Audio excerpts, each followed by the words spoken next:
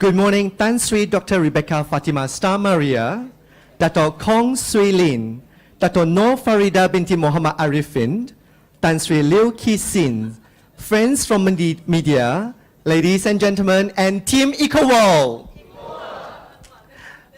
A warm welcome to Ecoworld Women's Summit 2016. My name is Desmond So.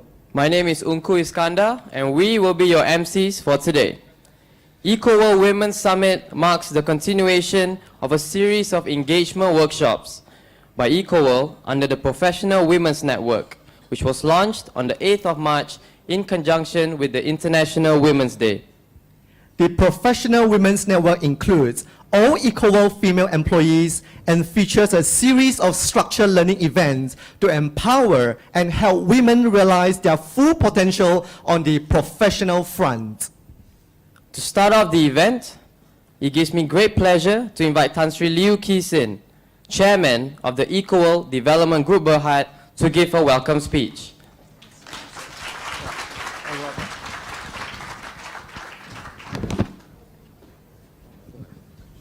Good morning, everyone. Tan Sri Rebecca, Dato Nor Farida, Dato Kong Sulin, Tan Sri Lamtai, Dato Woon, Dato Teo, Dato Chiang, all the strong and powerful ladies here, members of the media, and Team Ecoworld. Well, when this thing started by Angeline, we're talking about women's power. Okay, of course, politely we call it Ecoworld Women's Summit, but it's all about women's power. I agree because to this program, I think woman has become a very important part, not only from a family point of view, from a workplace point of view. By having three ladies who speak to us today, each of them distinguished in their own career, in civil service, in NGO matters, and in banking. Do you know how tough to be a KSU in a government ministry? Where it's male-dominated and one race-dominated. And Tan Sri Rebecca Santa Maria, long name. She's able to climb all the way up to be KSU of MITI. And MITI, because MITI deals with international matters. To climb out that far is very, very difficult. So my dear ladies, plenty of hope, plenty of opportunity. Dato Nor Farida, our director of Ecoworld, my dear, dear friend, who stood by me on many, many occasions, rightly or wrongly. I think she's done a wonderful job with the former ambassador, and now she's the director of us, and more importantly, she's the chairperson or the spokesperson of G25. You know what G25 is? A body to speak about the rights of the Malaysians. We're not saying the government is wrong or right. Fundamentally, what must be done for the country? What is our right as a citizen? The G25 is doing a wonderful job because we are not criticizing the government. We are saying what is good governance for the government. That's a wonderful job, Dato Farida. Kong Sulin, I'm always in trouble, always needing money. She's always there restructuring loans for us, helping us here, helping us there. And part of Ecoworld's success today, and similarly with my career in Satya before, was because CIMB, together with her, has always been there to structure loans for us. When we, Ecoworld, then Satya, stupidly or cleverly wanted to embark on Battersea Power Station. You know who gave us the £400 million guarantee? CIMB. And Sulin was one of the key person to help us to do that particular bank guarantee. £400 million. And guess what happened? Those Quailos in London says CIMB bank guarantee not good enough. It's a Malaysian bank. So we fought what it mean by CIMB bank not good enough. And we won the deal. The rest is history lah. And how we fought up there together with CIMB to make sure not only we get the deal, the people in London recognize Malaysia as a country who can stand up and be what we are. Exactly what Tan Sri Rebecca is doing. She chairs so many committees in the world community to tell the world that what Malaysians can do. And that's what we need to be. We not only have to be proud Malaysians, we must make sure that we make our stand in the world, whether we are man or woman, but lately a lot more women than men. In Ecoworld, I'm very thankful that the strength of Ecoworld has always been our ladies. Do you know some of my customers come, my friends who are customers come and tell me, wow, Liu Ki Sin, Your woman power, fantastic, man. So walked in your office, very scary. Because you walked in your office, you don't buy, the woman will hawk on you all the time. That's correct, that's correct. That's how we do our sales. That's why in a period of 2 years, we become number one again in terms of sales, but not in terms of profits. We are only number one right now in Malaysia and internationally in terms of profits, but not, in terms of sales, but not in terms of profits. So, man and woman, we need to work extra hard to make sure in 5 years' time, our profits will be there like any other company in Malaysia. Today, you're not here to hear me speak, you're here to hear the three ladies speak about how women can succeed in Malaysia. And hopefully, these three ladies will inspire some of you, and hopefully, with Equality yourself, one of you can be a future CEO of Ecoworld Malaysia Berhad, whether it's Eco Malaysia or Ecoworld International. Ladies, show me your power. Thank you very much.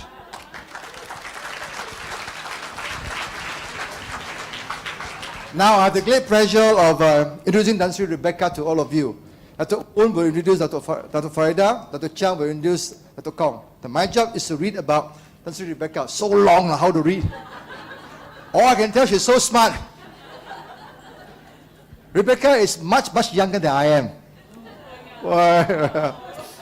Even though we claim to come from the same university about the same time, but she looks so much dashing than I am. I look like an old man. Now, as you know, sorry, this one I must read, okay? Because it's too long. Tan Sri Rebecca is Secretary General of the Ministry of Trade, BT. Now, let's talk about her key successes. She was involved extensively in ASEAN. She chaired the ASEAN Senior Economic Councils, and now she chairs the ASEAN High-Level Task Force for Economic Integration. She is also Vice Chair of the World Economic Forum. World Economic Forum, ladies, world, yeah? Not bukan jago kampung, jago international, yeah? World champion, World Economic Forum for Southeast Asia. She has a degree from University of Malaya, like me. Hey, who said University of Malaya no good? But she did a PhD in America. So if you need be to further your studies, let us know. Ecoworld will give you a loan. But if you fail, you pay us back in full. We want you to extend your knowledge because I think education is so important today. Right? She's a trustee for Maikase, a member of the board of directors of Amos Consulting Center. She's conferred the Star of Italy. What is that? The highest civilian award given by the Italian government for her contributions between Malaysia and Italy. Ladies and gentlemen, may I present you Tan Sri Rebecca.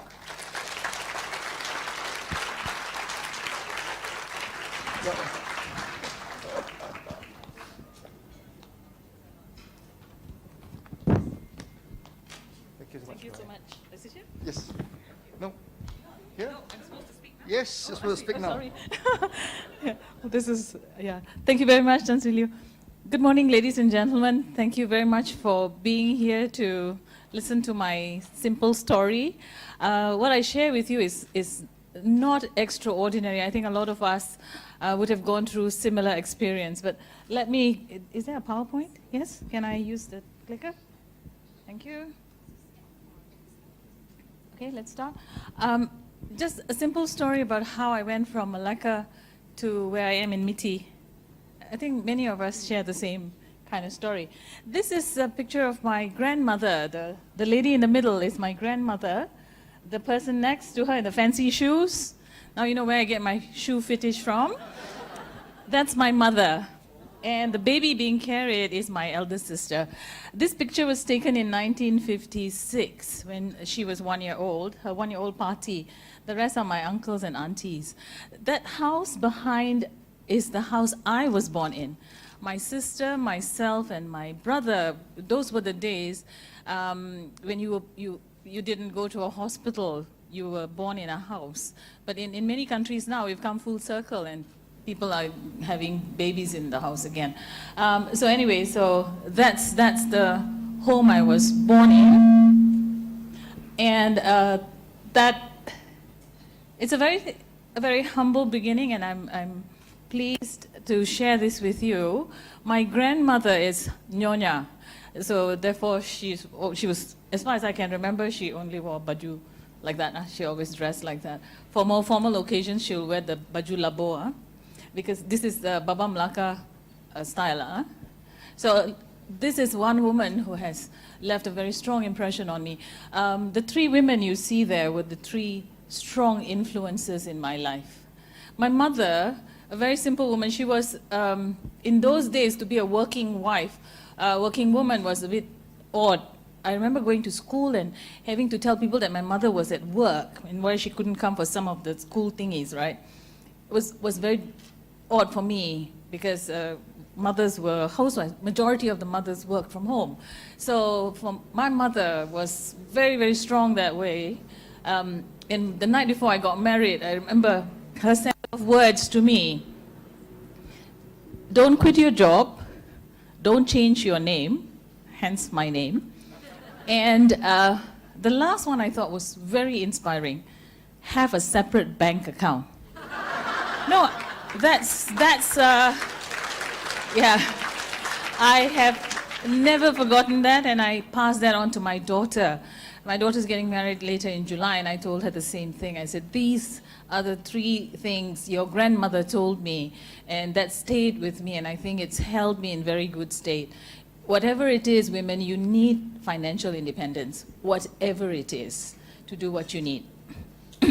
So that's the home I was born in. So that sort of sets the stage for, you know, the kind of grounding that I had. It wasn't no silver spoon, nothing. You work from the ground up. My grandmother was a widow when she was like 48 or something, and she had to bring up these children, took in, you know, washing, stole kueh, whatever it is that needed. She had 8 children to get the kids through school. And she was illiterate. My grandmother had no education, didn't go to school rather. So a very tough time for us. And because of that, her Nyonya mentality is very disciplined. The Nyonyas are, you know, they have that very, they differentiate themselves from the ordinary Chinese, because they say they're very halus, very fine, the work that they do. And she will say, don't do things like that, very kasar, like the other Chinese. She will say it, you know. So very, very particular about how we work. And those were the disciplines. And she brought me up to, all my sisters and I, brought us up to be wives, to be good housewives. So very disciplined in that sense. She didn't think that we could move on and do things that we all went on to do. But that was because of her background. But still, the strength, the resilience, the tenacity that I have is really learning from her. And at the end of the day, for me, it is all about education. When I went to school in the convent in Malacca, kindergarten, I couldn't speak proper English because you remember my grandmother wasn't educated, didn't go to school. So she spoke to me the Nyonya Malay and the broken English that we all spoke in the kampong. So when I went to school, the nuns taught me English and they taught me Bahasa Melayu or Bahasa Malaysia. And I spoke the Nyonya Malay, which is very different from the Malay that you all speak, that is spoken. So I would say piso instead of pisau, you know, and people used to laugh at you. So after a while, don't want to speak Malay, you know.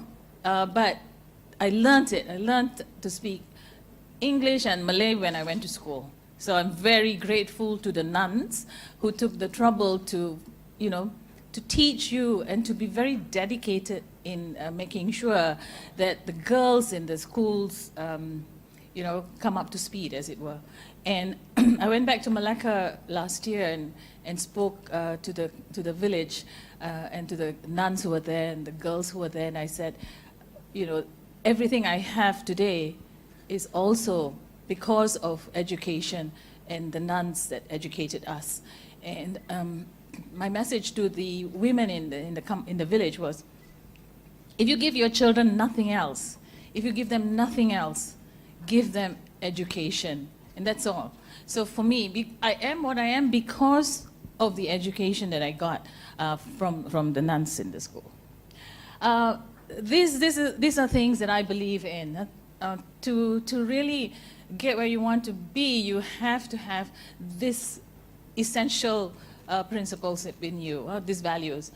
Integrity, I think there's no substitute for integrity.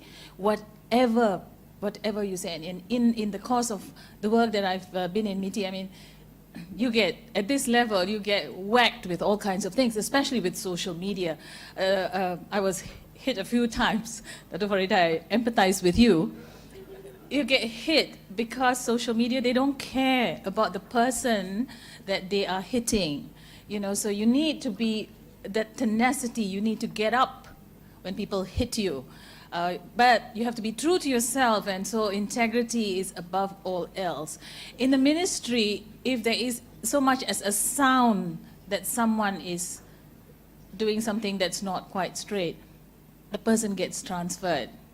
I remember taking office, the first week of office as SecGen of the ministry, I transferred someone 24 hours, and I was called by the minister to say, how can you do that?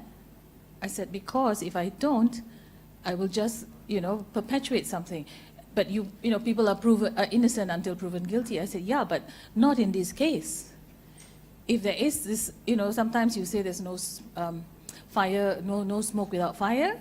So, and I said, if we do not move it, and I said, who are the people opposing this transfer? Someone from industry. I said, if we do not transfer him now, then we are playing to the hands of these people. They are the ones running the ministry and not us. So he has to go. So I moved him. I mean, you have to make a stand. So integrity above all else. If you believe in it, then you have to show it. It's not enough to speak about it. You must walk the talk, as they say.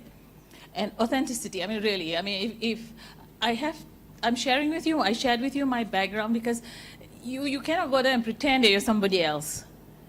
I had very humble beginnings, and I'm very proud of it. I mean, there's no use to hide and say, oh, you know, I came from the Malacca town, you know. Well, Portuguese settlement is in Malacca town. You know, so, but don't hide the truth. I mean, just say it like it is. This is also the reason I shared with you that photograph from Malacca is this: when you're moving forward, you must know where you came from. You know, so it's very, very important. And if I use the analogy of driving, you have this car and you're driving. Of course, the windshield is always bigger than the rear view mirror, but you cannot really do without a rear view mirror. The mirror is larger. Okay, so this reminds us, as you're going forward, yeah, recall where you came from, but don't be obsessing over it. Just understand that that has helped to shape you. So these are some images that are very important for me, and when I recall, as I take time and reflect on where I am, where I'm going, these are things that are important for me. And the other thing is, yeah, when you're in an organization, you have your own personal view, your own personal values, but the organization too has values and principles. Now, it's the more important thing, like MITI, for example, this is what we say we want to do, to make Malaysia the preferred investment destination among the most globally competitive nations in the world. Then MITI also has certain philosophies, nation before self. This was not written yesterday. This was written way back when, during the time of Nor Farida. So that's a long time ago. She was minister for 20 years, 10 months and 4 days. So, nation before self. I mean, today everybody talks about it. You join the civil service not to make money. I mean, that's the truth. If you want to make money, don't join the civil service. Okay? You have to put nation, it has to be about national service. And you have to serve with dedication. It's logical. And you have excellence in your endeavor. You always strive for excellence. And teamwork, we believe in teamwork. Nobody is exceptional. You cannot succeed. I cannot succeed without my team. So it's always about the team. And one ministry, one inspiration. We had this long before One Malaysia, sorry, yeah? So those are that's the philosophy, and we still keep it to today because it's still relevant. Now, if what I believe in is not aligned with the organization's principles and values, I have to exit. This is what I mean by authenticity. So there has to be that congruence between my beliefs and the beliefs of the organization, my philosophy, the philosophy of the organization. We have to find that congruence. If you don't have congruence, one of you must exit. Of course, it's my way or the highway. That is leadership. It's so wonderful to be at the top because you can tell people what to do. You know, you do it my way or you hit the highway, honey, because we don't need you. But this is one lesson that has to be learned as you go up. It's not always my way or the highway, okay?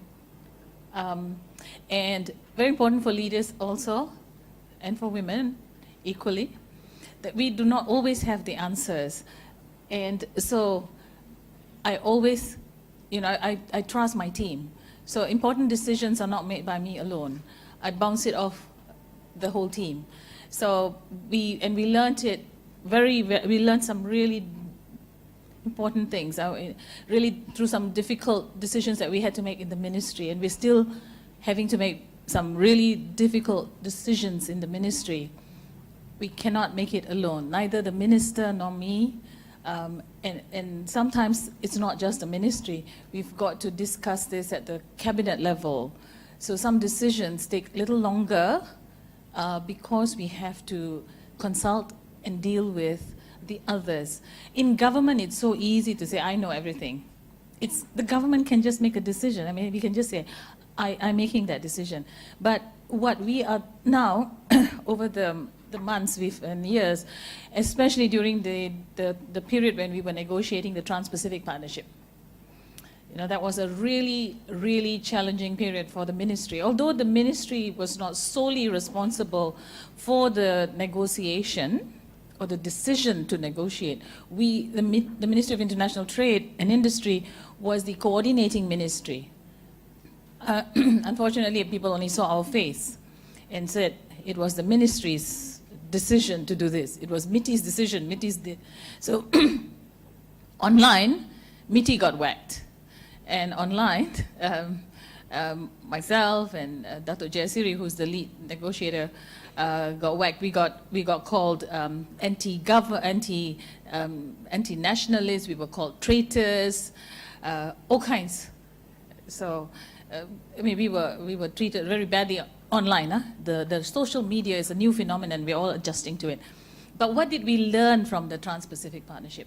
One thing that we learned was, yes, we do not have all the answers. And two, it's important to listen to your stakeholders.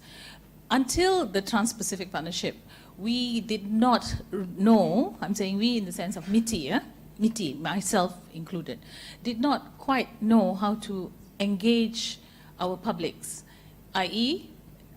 the politicians, civil society. We didn't know how to do that. MITI, we are experts at engaging businesses. We'll call in the businesses, the different sectors of businesses, and we'll have discussions, not a problem. We'll engage with them. But the Trans-Pacific Partnership was a lot.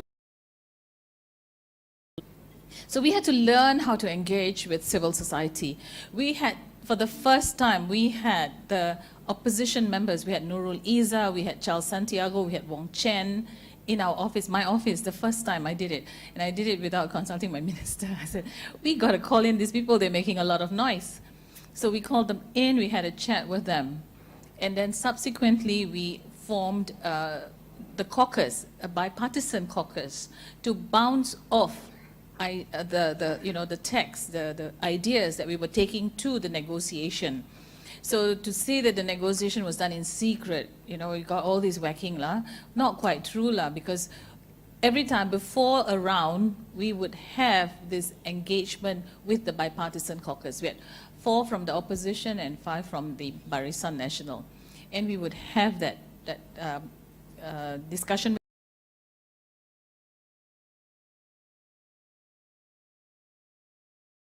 People,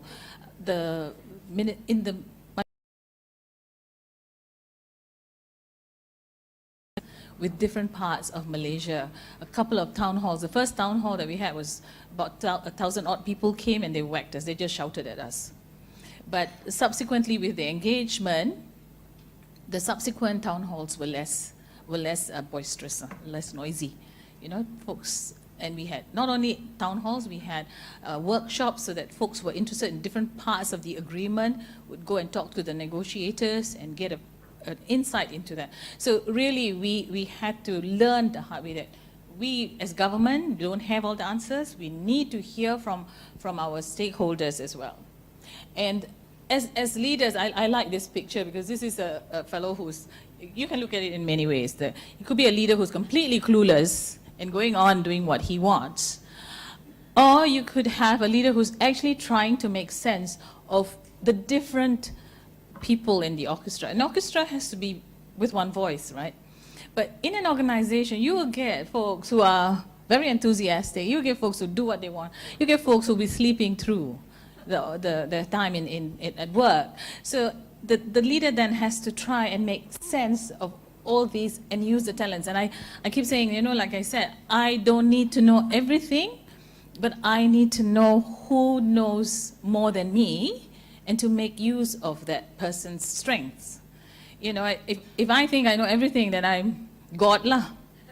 You know, but I'm not. So I need to understand the talents among my officers so that I can then use them and groom them, you know, to become even better. To say that I know everything, then it's a sad story lah. You're not going to get anywhere. The other thing that I also did was when you take office at this very high position, your next important step has to be who will take over from you. The reality is you cannot stay forever. So who's going to take over from you? And I believe that you must leave the organization in as good a shape, if not better, than when you got it. So I took over as the Secretary of the Ministry on December 10th, 2010. I took about a year to get used to what was going on, to learn the ropes, to find out what's the movement and the rhythms within the organization. And then I realized, oh dear, this is not going to work. I cannot do this alone. Why 1 year? Okay, here's the deal. When I moved as Sec-Gen of the ministry, I moved over the heads of a whole bunch of people. I was young in an organization and moving over. So there were guys who were more senior to me. It was tough. So you got to learn how to manage these guys, huh? So handle them one-on-one, never in a group, okay? One-on-one. So I went down to meet all these chaps who were my seniors and talk to them and said, hey, you know, it's not like I chose to be here, I was put here. Very important also to have sponsors who recognize your strengths. So I was blessed that Tan Sri Rafida and Tan Sri Siddiq recognized my strengths and moved me along. Gave me opportunities to show my strength and to show my competence. Now, if I had leaders who did not bother, then I would be just somewhere down the line, you know, and happy to retire on whatever. So I had to do this. I did this one-on-one engagement, and from there I realized that this is not good enough. So again, very blessed to have read a book called Barefoot Leadership. I went to a Kazana Megatrends Forum, and there was this book being discussed, and the folks who were identified in this book, there were a number of leaders, Malaysian leaders, barefoot leaders. There were people like Irene Fernandez, Idris Jalla, someone from Terengganu, one guy from the interior of Sarawak. Their stories were told in this book. And I was very taken. I saw they brought them. Kazana brought all these people who were in the book on stage for a discussion. So I was very touched by that, and then I read the book, and I said, this is something that we should do. Got my officers to read the book, happened to meet the author in another function, and said, okay, this thing cannot happen, you know, it's serendipity. I read the book, and then I meet the author. So I said, okay, you come along and let's see what we can do. So I had a chat with him. And then we started in a small group. This was 2012. At the beginning of 2012, I said, I want to have this session with I want to build my team. I want to build my team, and I want to build the next generation of leaders in MITI who will take over from me. Because I think that's the only thing that's right. You cannot be in a place forever, and your responsibility is to build the next layer. The day you take office is the day you build the next layer. So, so we started that journey. We have a book that describes our journey. It's called The Headless Chicken and the Spark. Headless Chicken because when we took over in 2011, when I took over in 2011, we had one fire after another to fight. And I was going from fire to fire, not enough time to think. And so I said, we need this time for reflection. We need this time to gather as a group, as a team, and share our stories, our crucibles, you know, and so that we become stronger as a team. So we formed this group, and we started small, because I wanted to make my team first, and then every year we added on. So now we're in our 5th edition of this. We just started the 5th edition, where we bring in the younger ones and the younger ones, so that they realize and they understand what's in it for them, what's in it for the organization, and why it's so important to build bonds, to act on things that we need to do, to reflect, to engage, you know, so that's what we're doing. So I hope that when I leave, that the organization is ready, that it doesn't matter if you're there or not. I mean, the day an organization crumbles because the leader is not there, it's the failure of the leader, and that's what I believe. So working is, now you can be a clueless leader and do what you want to. Okay, like I said, everybody needs to be heard, so that's why we did what we did. Very important that everybody in the organization realizes that they help you to complete the picture. So that's the other reason why we did this barefoot leadership circles. We call ourselves the Barefoot Leadership Circle, and we're expanding it. Also, when I talk of being authentic, this is what it means. I mean, it doesn't mean that when I'm here, I'm Rebecca, and when I'm in the office, I'm KSU. It's the same person. So do I see what I see when I look in the mirror, or do, you know, I see something else and people see something else, and that's the importance, to make sure that you're authentic. You're the same regardless of whether you're at home or whether you're in the office. This is I think my final slide. When I talk of teamwork and the importance of team and getting everybody to work together, and every member of the team is equally important. It's this. If you look at the dragon boat race, the dragon, you cannot succeed if you do not have that fellow bum bum bum, you know, giving you the rhythm. The guys who are rowing, could be girls also, sorry, this is gender insensitive, never mind.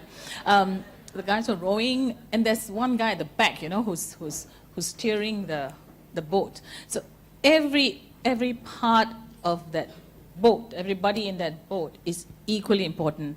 If you're going to win the race, this has to be it. So I'm going to leave you with this image on the importance of not just leadership, or not just the you know, the organization, but also every individual within the organization.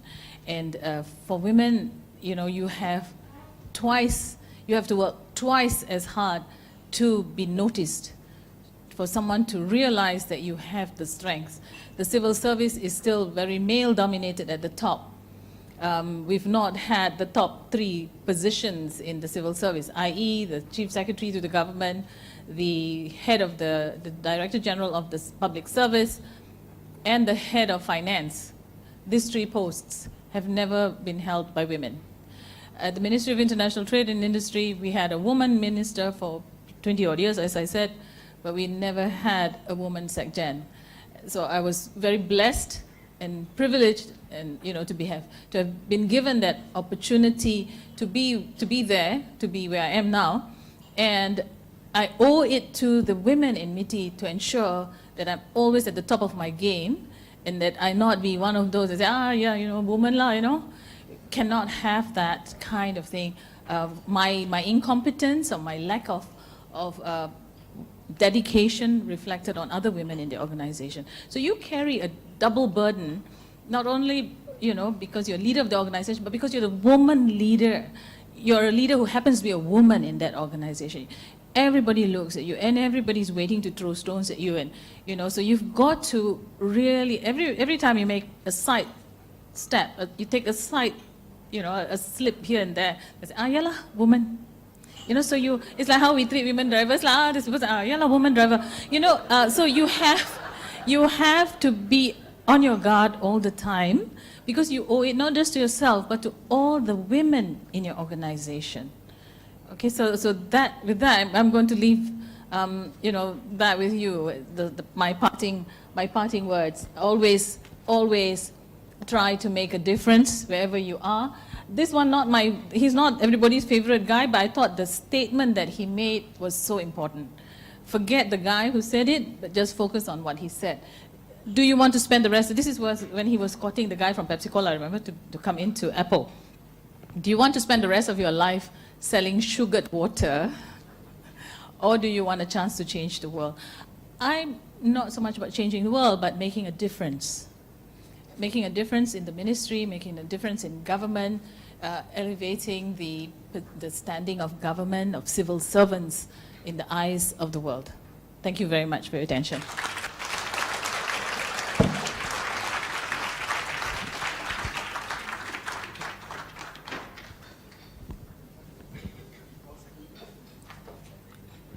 Thank you very much, Tan Sri Rebecca, for the inspiring speech. Now, I would like to invite Dr. Voon Tin Yao, Executive Director of Ecoworld Development Group Berhad, to say a few words.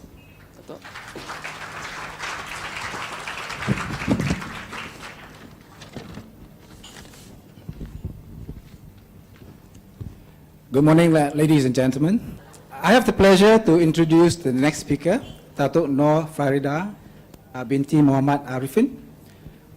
Tan Sri showed the long list. I think it's equally long, but I tend to read for you, right? Dato' Nor Farida hails from Kuala Kangsar. I went to Kuala Kangsar too, Clifford School. Yeah. And she studied law at the Inns of the Courts, London. Dato' Nor was a civil servant for over 35 years, and 25 of which was with the Judicial and Legal Service. She served as Director General at the Research, Treaties and International Law Department of the Ministry of Foreign Affairs, and was the Ambassador at Large for the High Legal Expert Group on follow-up to the ASEAN Charter. High Legal Expert Group. Sounds very foreign to me. But anyway, that's very high sounding. She was seconded to the government, to the Commonwealth Secretariat in London for 5 years as the Director for Women and Development Program, Human Resource and Development Group. In February 1993, upon her return to Malaysia, she was transferred to Wisma Putra to head the newly established legal division of the ministry.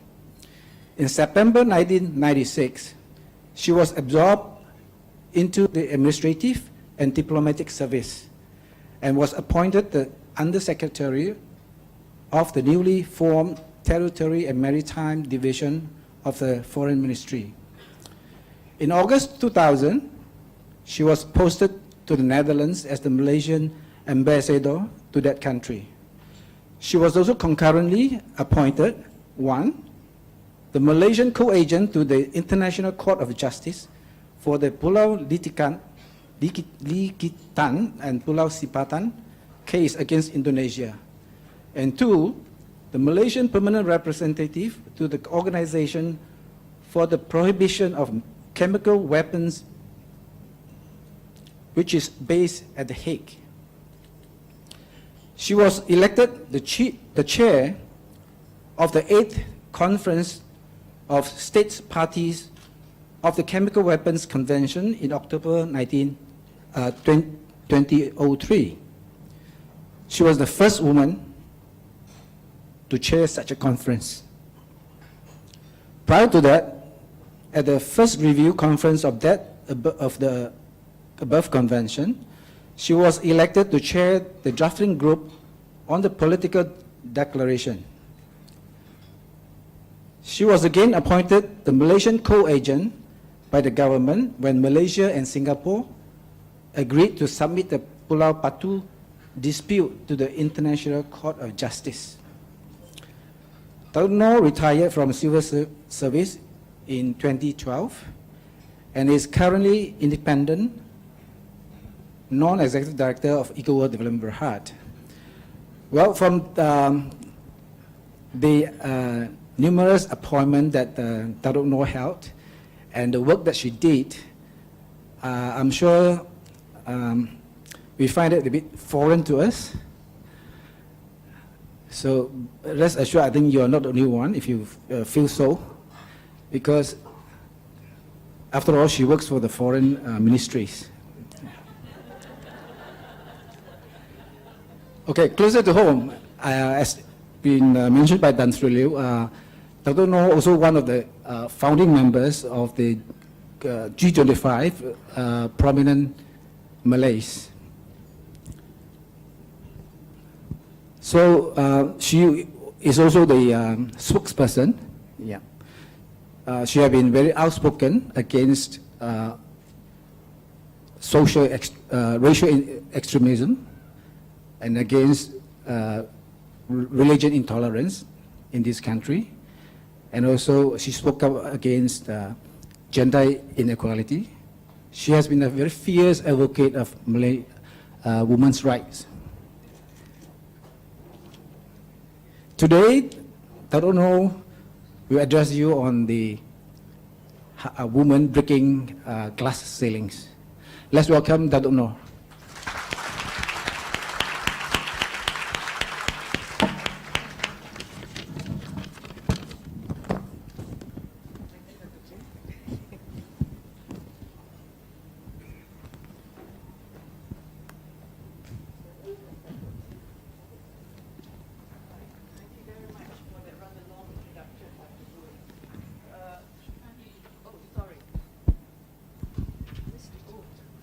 Sorry.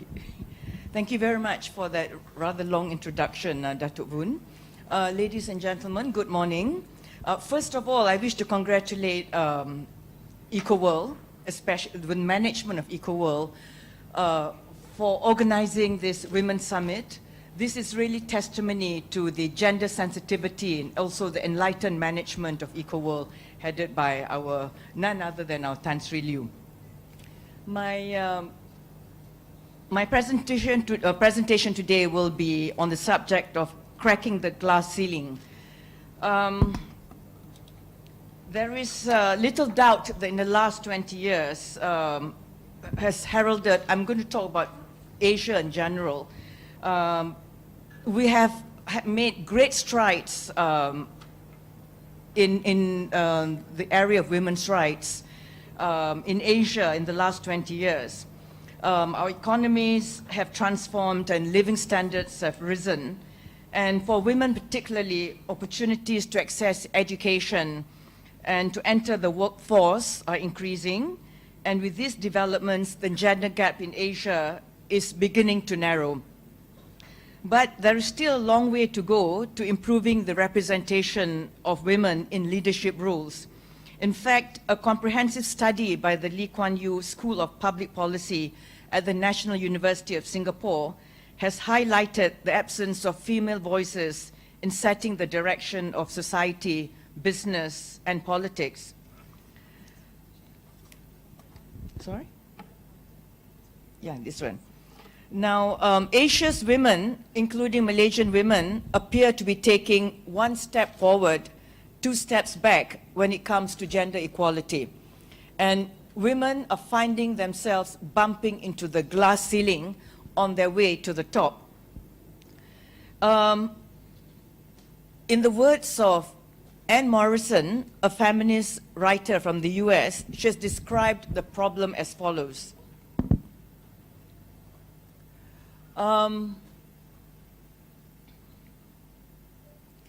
The glass ceiling is a barrier so subtle that it is transparent, yet so strong that it prevents women from moving up the corporate hierarchy. From their vantage point on the corporate ladder, women can see the high-level corporate positions but are kept from reaching the top. According to the proportion of women graduates who studied construction, engineering, and manufacturing, which are male-dominated areas, has stagnated or even fallen in some Asian countries, including Malaysia, Mongolia, and Japan, according to UNESCO. The situation in Korea is even worse, where the proportion of female graduates choosing these fields has slumped to almost 1 in 10 in 2013, from more than 1 in 5 in 1998. Now, there can be a negative feedback cycle when female graduates in these fields find it difficult to find employment or stay on the job due to gender bias in areas traditionally dominated by men, according to the International Labour Organization. While women own and manage almost 30% of businesses in the Asia-Pacific region, female employers are mainly confined to micro and small enterprises, according to a report by the ILO. The share of women bosses increased in countries such as Singapore, Thailand, and the Philippines from 2008 to 2013, as you can see on the screen, despite many major companies still lacking female voices on their boards. Studies of the private sector point to a leaking pipeline with talented female recruits stalling in the race for promotion and rarely attaining the highest positions dominated by male counterparts, as Tan Sri Rebecca has described in the Malaysian civil service and many other civil service worldwide. For example, in Singapore, almost 46% of women drop out in the transition from middle level to senior level management.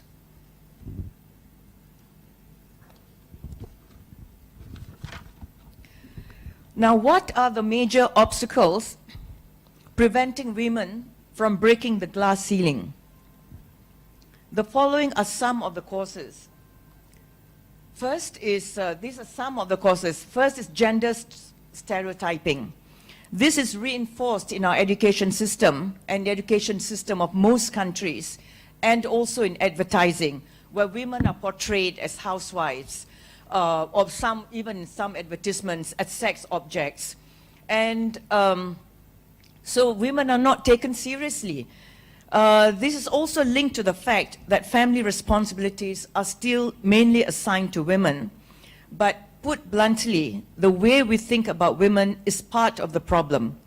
In the modern workplace, these unconscious biases subtly shape our view of female conduct, raising questions of performance among clients and colleagues.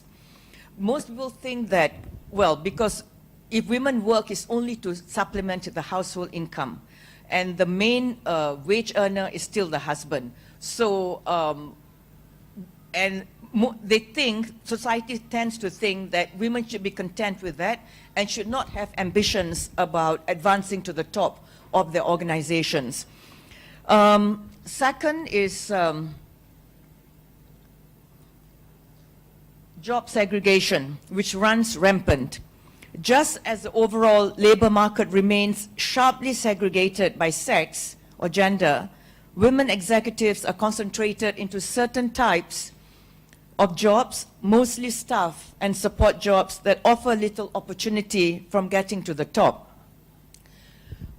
You'll find that in any organization, whether it's in the private sector or in the public sector, where most of the secretaries, the typists, and so on are made up mainly of women, and as you go up, it's a pyramid.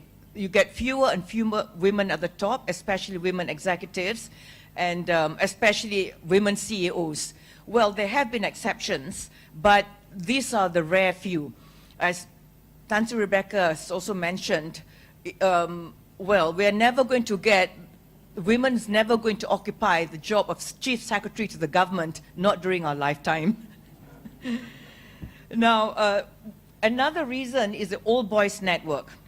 Now, according to one executive recruiter in the US, the biggest barrier to women in top management levels is the bunch of guys sitting together around a table, making all the decisions.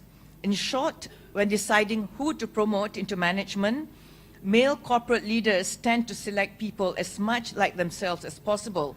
So it's no surprise that women are frequently not even considered at promotion time. Like we were just talking just now, in the UK, for example, it's not just class and race and gender, but a lot of them, whether they're in government or whether in corporate sector, private sector, is the all-boys network, meaning these are the graduates of Oxford or Cambridge, and of course the public schools.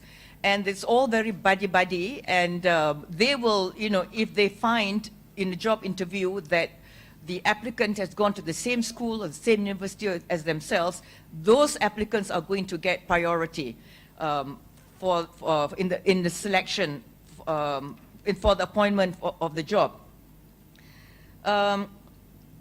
Women executives are frequently excluded from social activities as golf games. I don't know whether many women play golf, and a lot of decisions, a lot of transactions are all, well, that's what I hear because I don't play golf, are made at the golf course.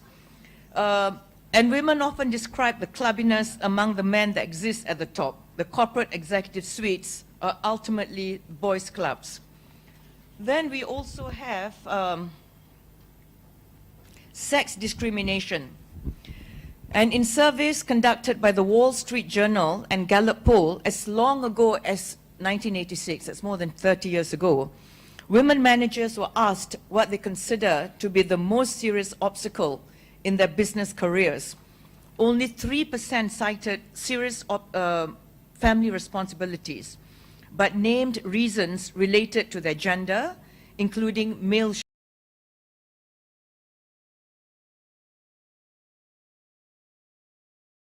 fact, 80% of the executive women interviewed said they believe there are disadvantages to being a woman in the business world. Men, they say, don't take them seriously. In the same survey, 61% of women executives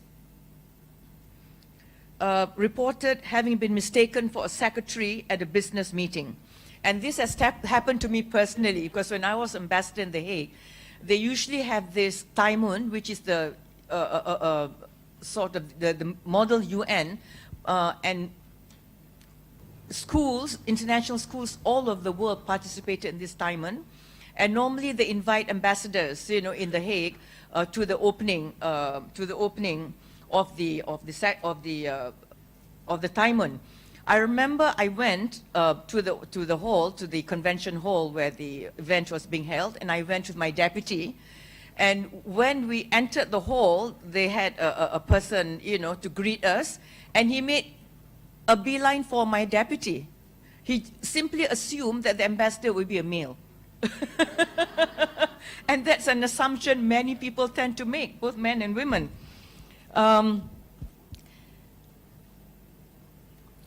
25% of women who were interviewed in that survey said they had been thwarted on their way up the ladder by male attitudes towards women. And according to the Feminist Majority Foundation, which is based in the US, these attitudes have remained right into the 21st century. Then we also, another reason I would say is also the phenomenon of sexual harassment in the workplace. And it remains a serious problem for women in the managerial ranks as well as at the bottom. And sexual harassment puts a woman in her place. So a corporate environment that tolerates sexual harassment intimidates and demoralizes women executives as well as women employees. But unfortunately, many women hesitate to speak out for fear of reprisals and for fear that it will jeopardize their careers. But this is being addressed, I believe, because we have a section regarding sexual harassment in the Employment Act. But because of agitation and lobbying from women's groups and civil society, they are now also the government, or rather the Human Resource Ministry, is now drafting regulations to tackle this problem. So those are some of the causes which prevents women from getting the top or breaking the glass ceiling. Maybe now they have managed to crack the glass ceiling, but it has not yet been broken. Now, what are the, how can we empower women in business to assist them or to facilitate them to advance to the top? This would include equality, economic justice, affirmative action, employee benefits, work environment, corporate responsibility. The list, of course, is not exhaustive. On the subject of equality, Malaysia is a state party to the United Nations Convention on the Elimination of All Forms of Discrimination Against Women, which is called the CEDAW Convention. And the government, therefore, because it's a state party, is under an obligation to ensure that discrimination against women in the workplace and elsewhere is eliminated. In addition, our federal constitution contains that this is an equality clause which is enshrined in our federal constitution, and Article 8 provides that all persons are equal before the law and entitled to the equal protection of the law, and there shall be no discrimination against citizens on the ground of religion, race, descent, place of birth, or gender. Gender was added a few years ago because of lobbying by women's groups. Therefore, because it is our supreme law, it's contained in our supreme law, discrimination based on gender can be challenged in court if you're so minded, except, of course, legal action should be the last recourse. And the government and private sector should ensure equal representation for women on corporate boards, in senior management, in professional organizations and associations, and in all decision-making positions in business.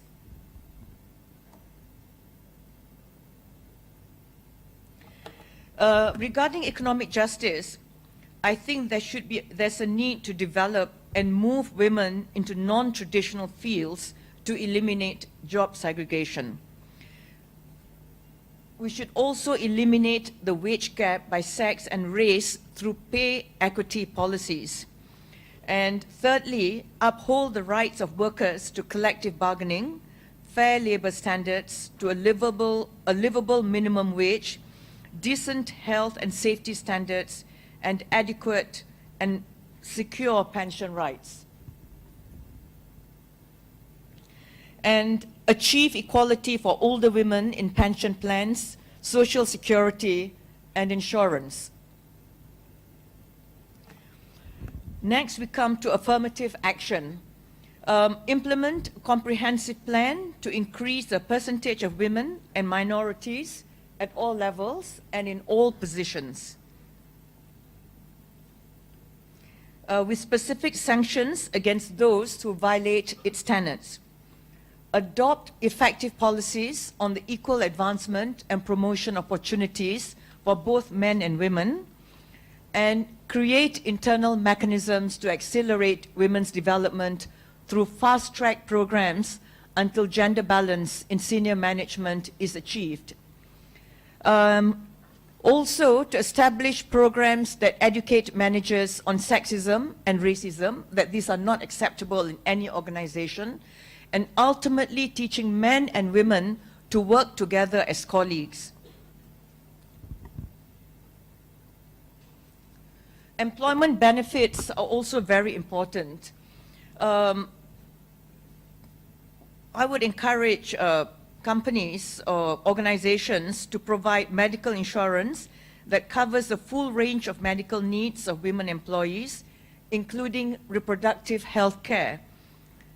Provide life insurance, disability, and pension programs that are not gender biased.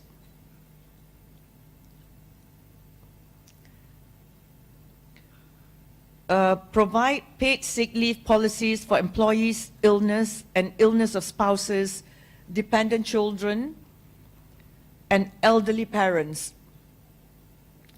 Implement a comprehensive implement comprehensive nationwide system of quality childcare with sufficient public and private funding, and implement a policy of paid parental leave for workers with dependent newborns and newly adopted children. Then we come to the work environment. We should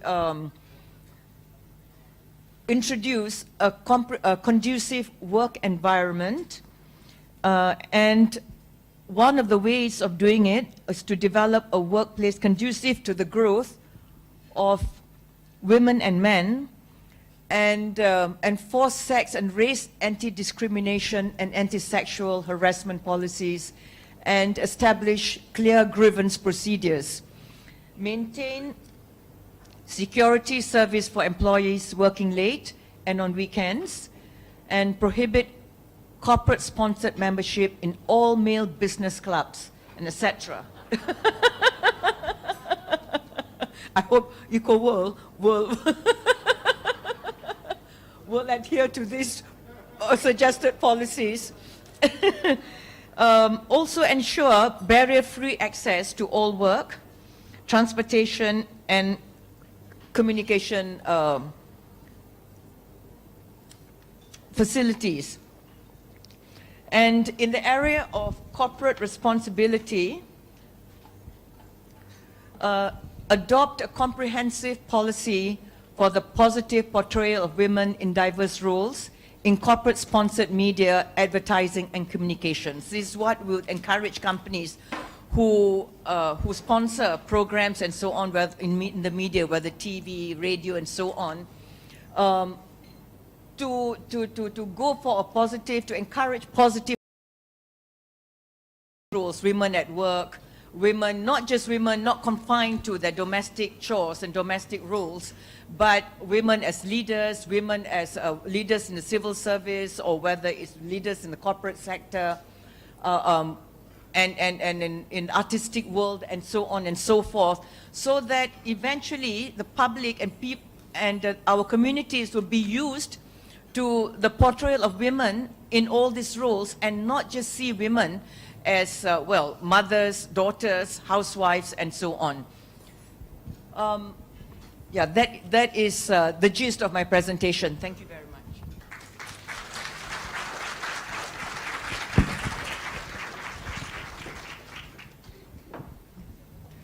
Thank you very much, Dr. Nor, for the wonderful sharing.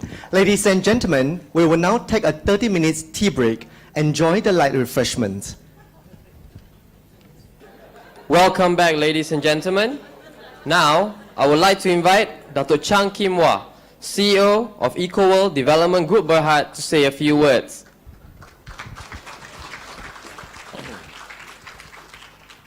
Good afternoon to all our honored guests, media, Team Ecoworld. I also had to be careful. Well, I've been given the honor to present our next speaker, which is very easy because she actually doesn't need any introduction. One of the greatest movers and shakers in the Malaysian financial market. Besides being the CEO of CIMB Investment Bank, she's also the chairperson of CIMB Private Limited Sri Lanka. She's also a commissioner on the Board of Commissioners, Securities Indonesia, CIMB. There's a whole list of management committees and subcommittees that she's on, which I won't repeat because all it suffice to say is that nothing moves in CIMB without her knowing, her approval, or her subtle approval. In November 2012, she was recognized as one of the top 25 most influential person in the financial market for Southeast Asia. Not Malaysia, but Southeast Asia. Top 25.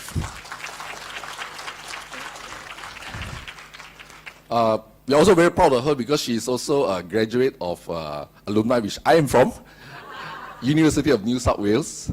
That's the only similarity because she graduated with honors, commerce, and I was just honored to graduate.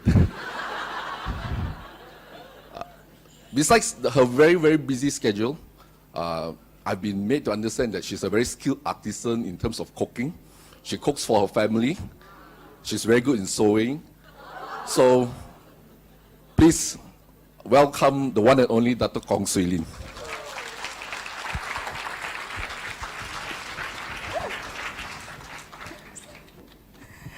Thank you, Dato Chang. Usually you only hear this on your funeral, but at least today I get a chance to listen it to myself.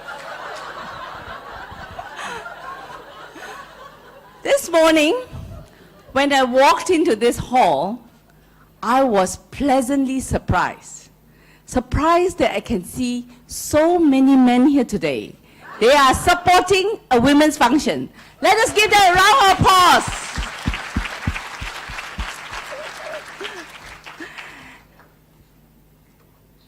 Now, okay. Firstly, let me thank Tan Sri Liu, the board members, and the management of Ecoworld today here for inviting me. I personally is very humbled by the opportunity to speak to you today on a topic that's closest to my heart: be an advocate. After having many years working in a large organization like CIMB, this is my 23rd year already, or my 28 years in the banking industry. So that tells you how old I've been. Now, I've come to realize that in today's world, we cannot really neglect the importance of advocating and improving opportunities for our younger talent, be it men or women. And this is the workforce that we need to motivate to get our people moving forward.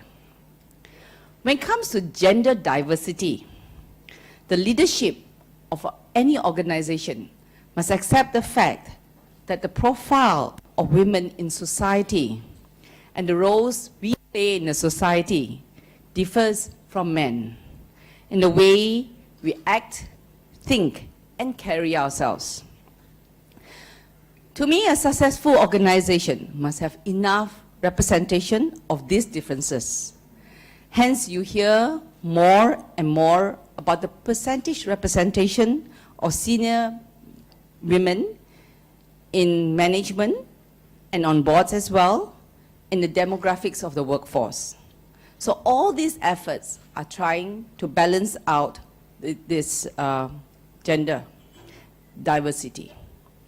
While this applies for all genders, to a larger extent, this applies more so to the women folk in the workforce. So we, as senior leaders here today, should be more advocate of women in the workforce to provide them with a level playing field so that they can partake and succeed in the workplace just like their male counterparts. I have taken the liberty of putting together a very quick summary of key takeaways that I would like to share with you today. The facts and figures are extracted from McKinsey survey that looked at the progress of women's representation in the workforce in Asia. In 3 parts, I have summarized the facts, the things that are moving in the right trajectory, and finally, what are we up against in today's working world? Now, first one, the representation of women in the workforce in Asia by country. Now, judging from the numbers, we certainly carry weight in terms of contributing to the workforce by any measure. Now, how about representation of women on boards in Asia, broken down by country? You saw earlier, from a 47% female participation in the workforce, we carry only a 6% representation on boards. Now, this is a significant opportunity that we can improve on. And what about the percentages of women in the corporate ladder?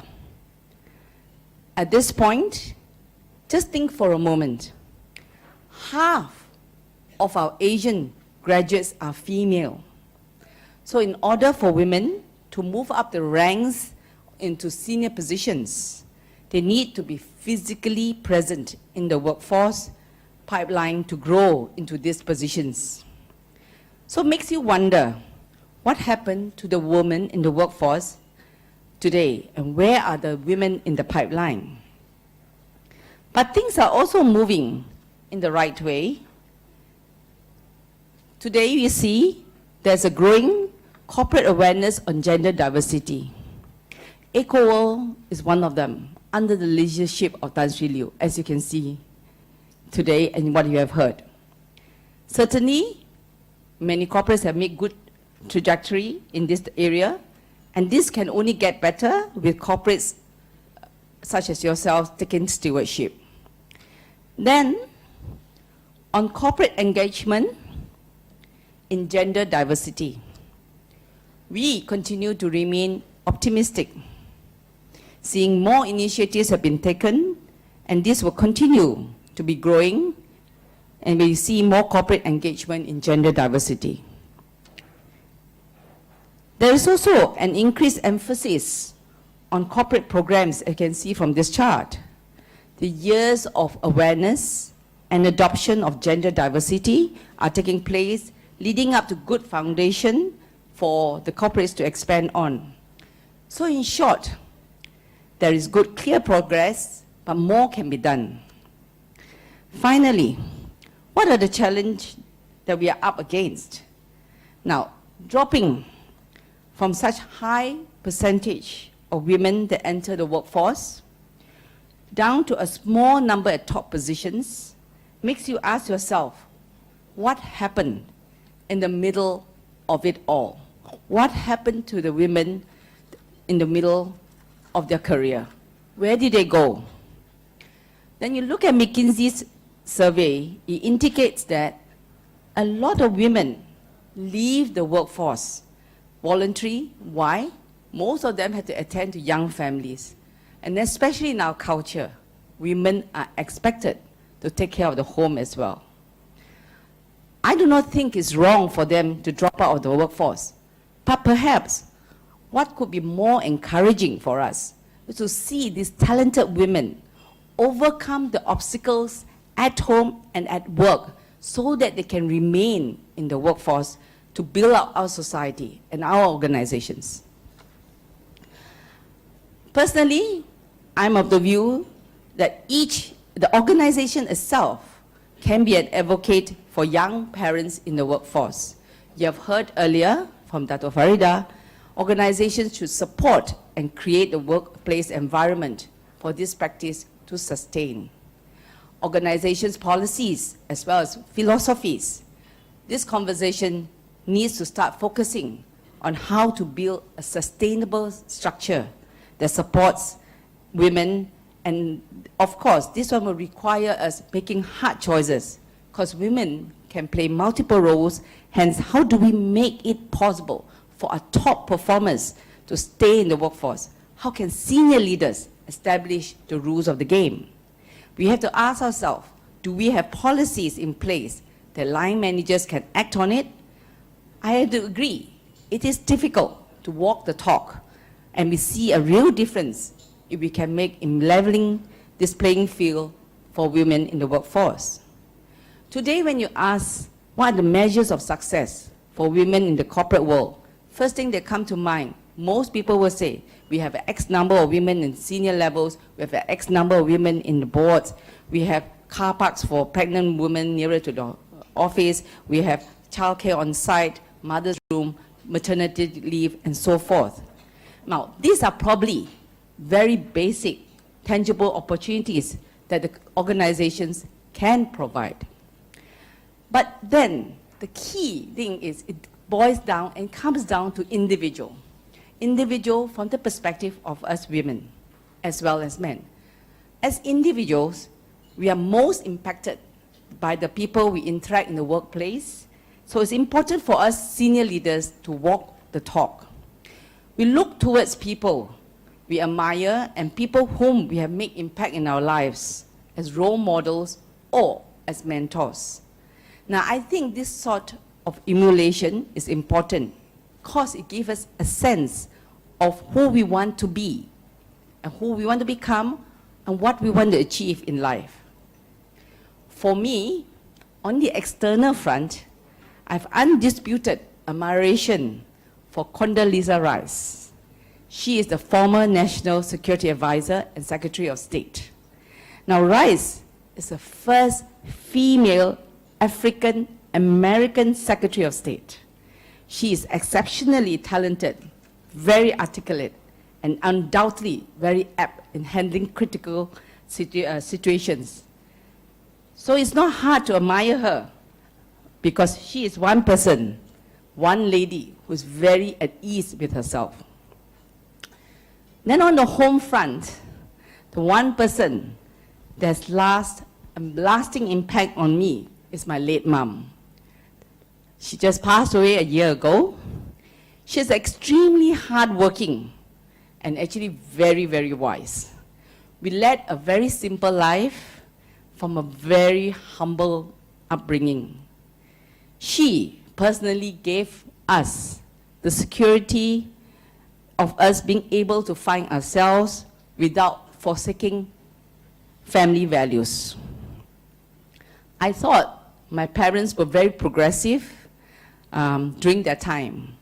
Why? They believe in us and they was very impartial to gender. I have 4 brothers and I have 3 sisters. So in the family we have 8, 4 girls and 4 boys. So granted, my mother never put on a power suit. Neither she had high heels, neither she carried a briefcase to work. But she's one force to be reckoned with because when it came to shaping me of who I am and what's my value system, my mom played a great role. Now she encouraged me to pursue a degree. I was the first in the family. I have older brothers and sisters, but I was the first in the family that I pursued a degree. I went and pursued what I wanted to do. I stayed focused on the track, achieved my goal. But what my mom always encouraged me, punch above the line in everything you set your heart to do. Be very well and do very well with it. So, she was my biggest advocate in my early decision-making years. There are often moments where I now reflect upon and realize how much these interactions have shaped my value system. And then again, in my working life, I come across bosses and peers, as well as clients, like Tan Sri himself, who amplified the same beliefs of hard work in always working towards achieving success, never giving up. I'm sure you have interacted long enough with Tan Sri. You see that clearly. And very persistent in getting better and what you want to do and staying very focused. I bring this up as I've come to realize that it's our turn to do the same. That is, today, we should be acting as sponsors to our younger talent to help them to achieve their fullest potential. To be advocates for the younger talents in any organization, what do we need to do? How shall we act? How shall we carry ourselves? Especially for us women.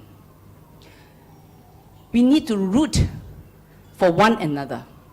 Work out a way of sharing to improve on one another's strengths and capabilities. It takes a real support system within your own organization to propel people forward, whether it's men or women.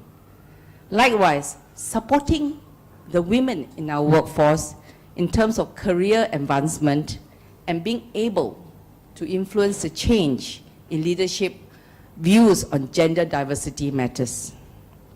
At the very, very core of it all, taking an interest in the development of our people in our own organizations is a critical success factor for the organizations as well as for the economy. In the blink of an eye, as I've earlier mentioned, I worked in CIMB for more than 20 years. It has been an exciting experience to grow with the bank and to have the opportunity to work with so many talented people in a diverse organization across the countries, as well as having the opportunity to interact with clients from various industries. So to me, there was never a dull moment in my life working as an investment banker. I learned a lot from my peers, and I learned a lot from my clients. I see how they grow. I love to debate with them. I love to see their thought process, and something which I've never regretted having to work in investment banking. I've been often asked by many, are there advantages of you being a woman leader? I'm always taken aback. I said, look, the truth is, there are no advantages of you being a woman. You are on par with all your peers, whether it's men or women. You just have to work hard, just like everyone else. Sometimes, harder to prove. You have to work even harder to prove yourself.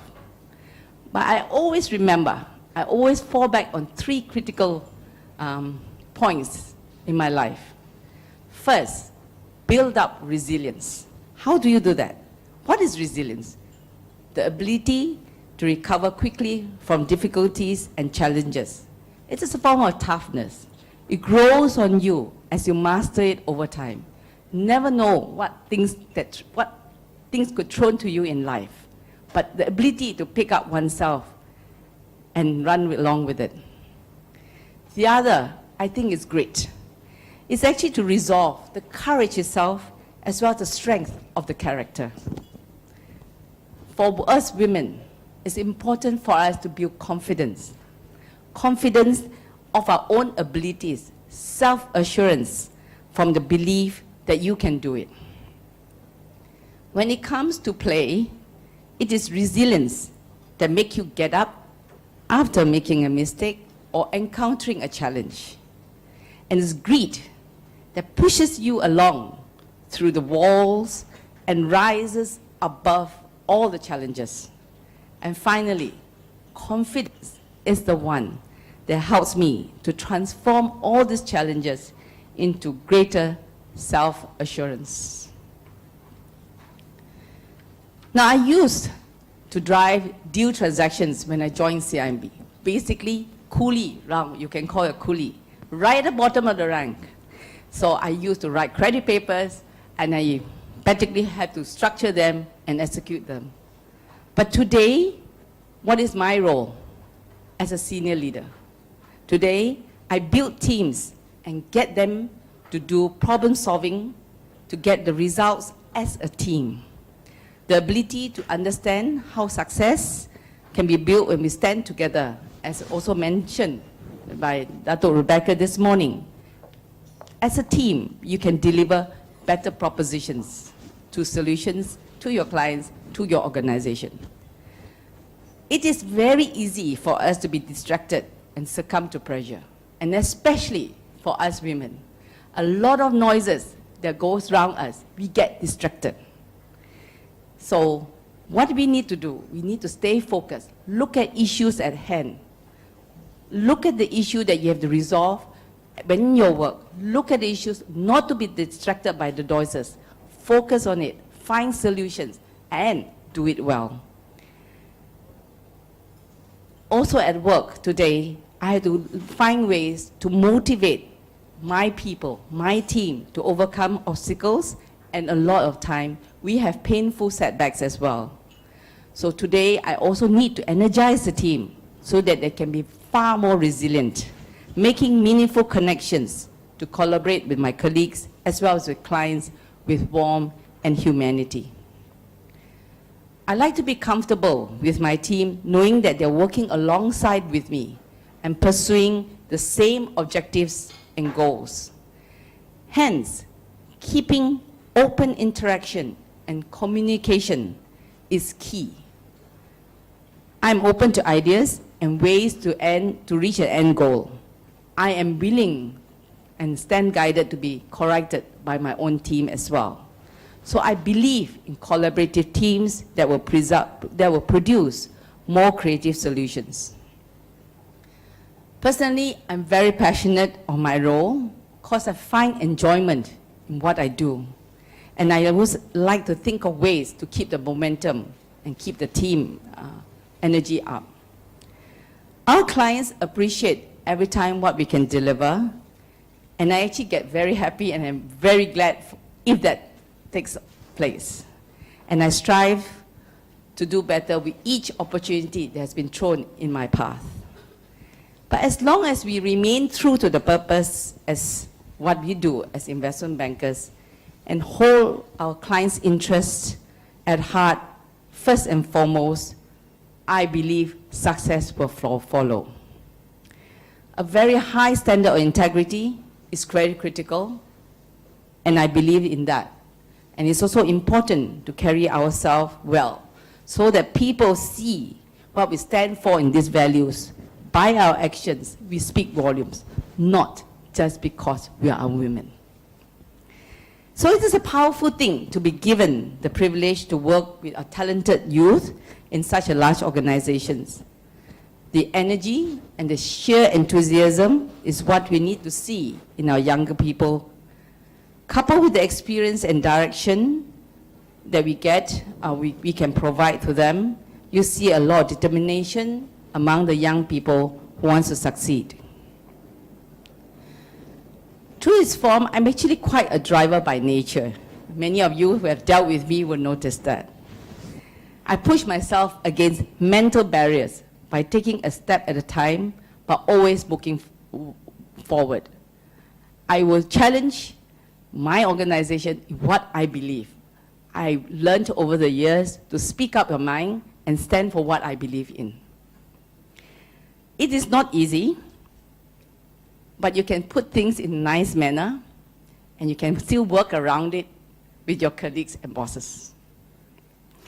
I do not fear hard work, and always believe that you must be on top of your game and not losing sight of your personal career goals as you move ahead. And I do the same with the people I work. I take upon myself to be responsible and accountable for their development in their careers as well as their personal growth. I have staff who will also share with me if they need to talk to me on their personal issues.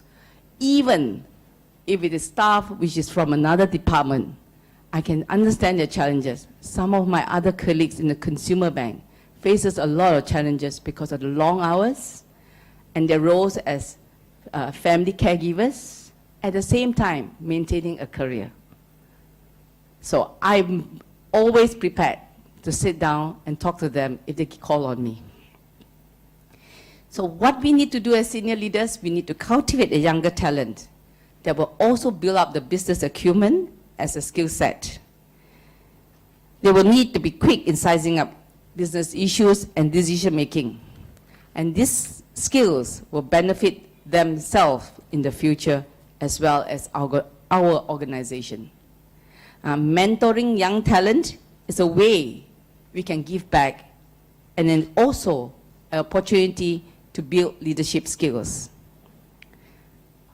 But people have to put up their hand. This is one of the greatest challenges in women. When there's opportunity that has shown, or there's opportunity on the table, how many of us will raise our hand and say, I will do it? The greatest hindrance to us women is fear. What is this fear?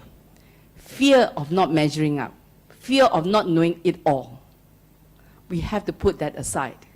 We have to step up and say, raise our hand and say, I will do it.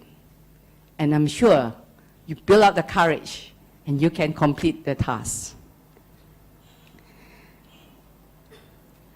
Investment banking has been challenging, more so nowadays.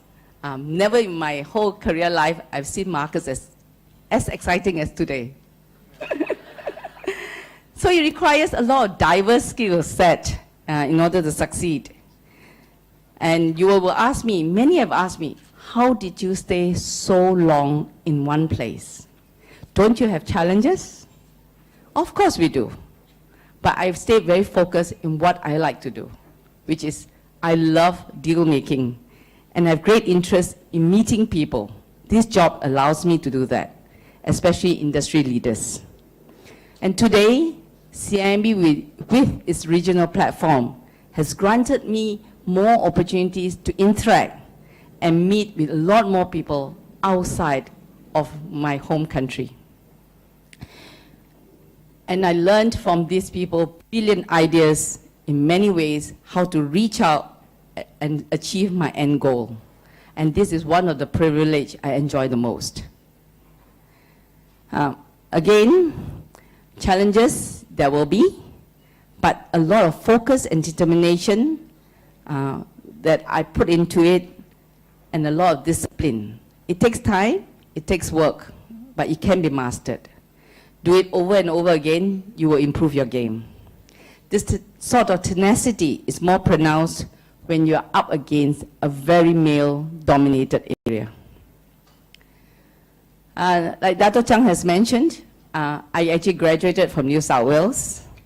But during my formative years in primary school, I actually spent my primary education in a kampong.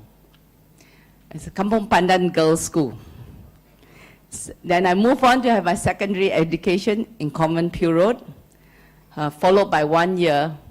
I was lucky enough, with some results I had, I entered St. John's Institutions. That's where I had to beat the boys. So as a child, as a young little kid, I suppose I was a very usual child, normal, just like any other kid. But at the tender age of 15, I'm always very fascinated with how businesses operated. I used to follow my mom to the bank at that tender age because my mom didn't know English. So I am a translator. Follow her to the bank to renew her FDs, to save every little penny of hers. So from there, I think my interest in business and in banking grew at such a young age. Now when I finished Form 3, moving on to Form 5, just like any one of you, what does the government do? Good students, you go to science stream, right? So I was given to science stream. Just only 2 months in science stream, moving from biology labs to whatever you name it, chemistry, physics, and all that, I just hated it. I hated it so much. I mustered my courage to write a letter to the headmistress to ask for a transfer to commerce. At that time, in Convent Period School, we can do either science, commerce, or arts. So when I went to commerce stream, something I really enjoy. I learned letter of credits, I learned a typical like business, what you do. And I excelled in it. So I knew then what I wanted to do in my life.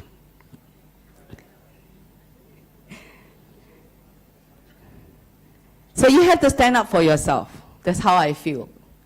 And be comfortable in your own skin. Know what you can do and set it out to do. Believe that you can do it.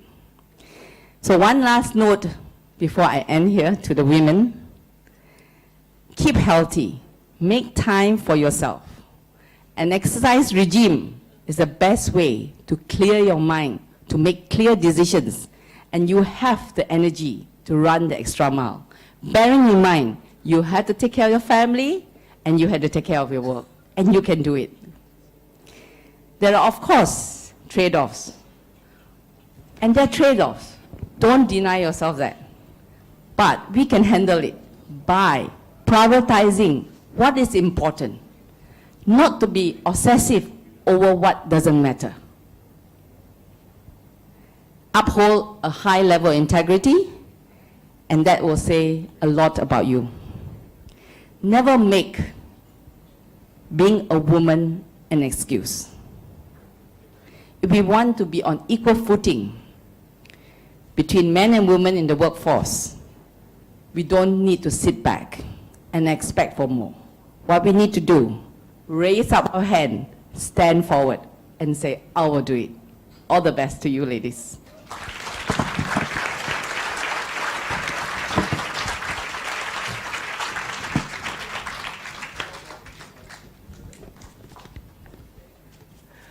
Thank you very much, Dr. Kong, for the wonderful sharing. Now we will have the panel discussion. There will be 5 panelists consisting of our 3 speakers, and from Ecoworld, Ms. Angeline Lau, Divisional General Manager from Group Talent Management, Ms. Wong Su Yen, Divisional General Manager from Group Corporate Services. The panel will be moderated by Ms. Stephanie Ho from Aon Hewitt. We will now pass the floor to Ms. Stephanie Ho.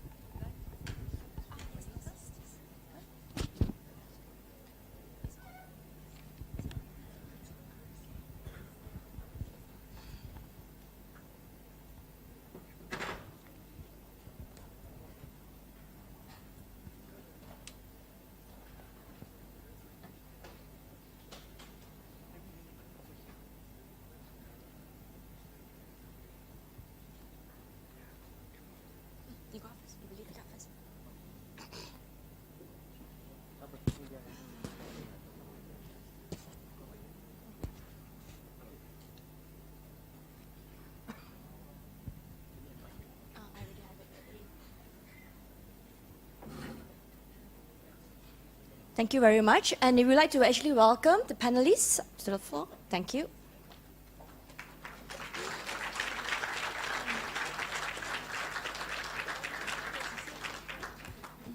Yep.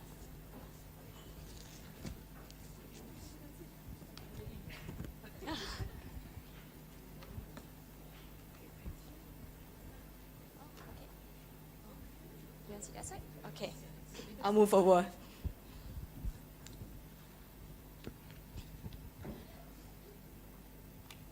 Good morning, everybody. Okay, my name is Stephanie. I'm with Aon Hewitt.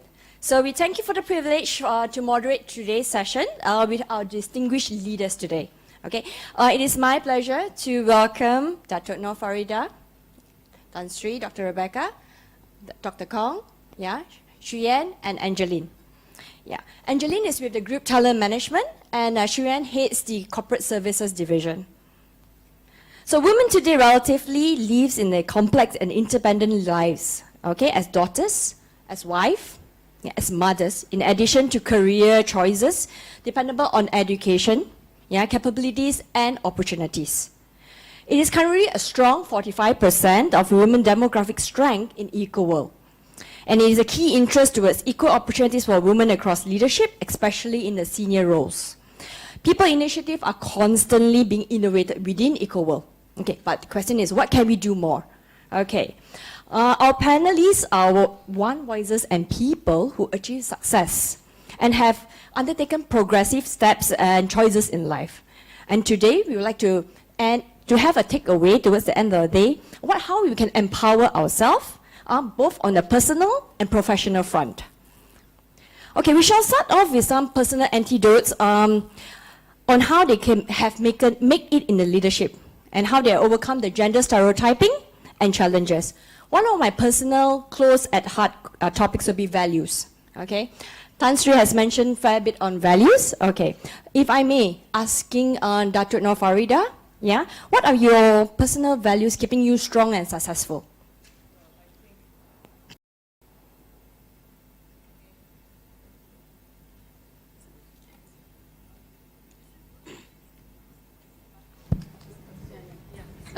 Right. Yeah, thank you for the question. I think the other two speakers, my colleagues have mentioned integrity. I think that is a very, very important value, honesty and integrity. And especially both Tan Sri Rebecca and I worked in the public service, but even the private sector, this is a value which you must uphold, because without that, it will be very difficult for you to earn the respect of others. And apart from personal integrity, I think for me, what is important is also a sense of justice and fair play. It really irks me to see when people my colleagues or others who are being treated unjustly. And then what's also important is to have an attitude of caring and compassion. And those are the kind of attitudes, especially when you're going to build a team and to mentor your colleagues, especially the junior colleagues and so on. It's not just about imparting your professional expertise to them, but also looking after their personal welfare and so on. Because what is important in any organization, whether it's private or public sector, is that it's important for your colleagues, your employees, or your juniors in order to be productive, they have to be happy in their work environment and also their personal lives. So these are my guiding values, and what is important also is to stick to your principles, to have principles, and also, no matter what, to stick to your principles. Thank you. Thank you. Angeline, if I may have some of your sharing as well on your key values.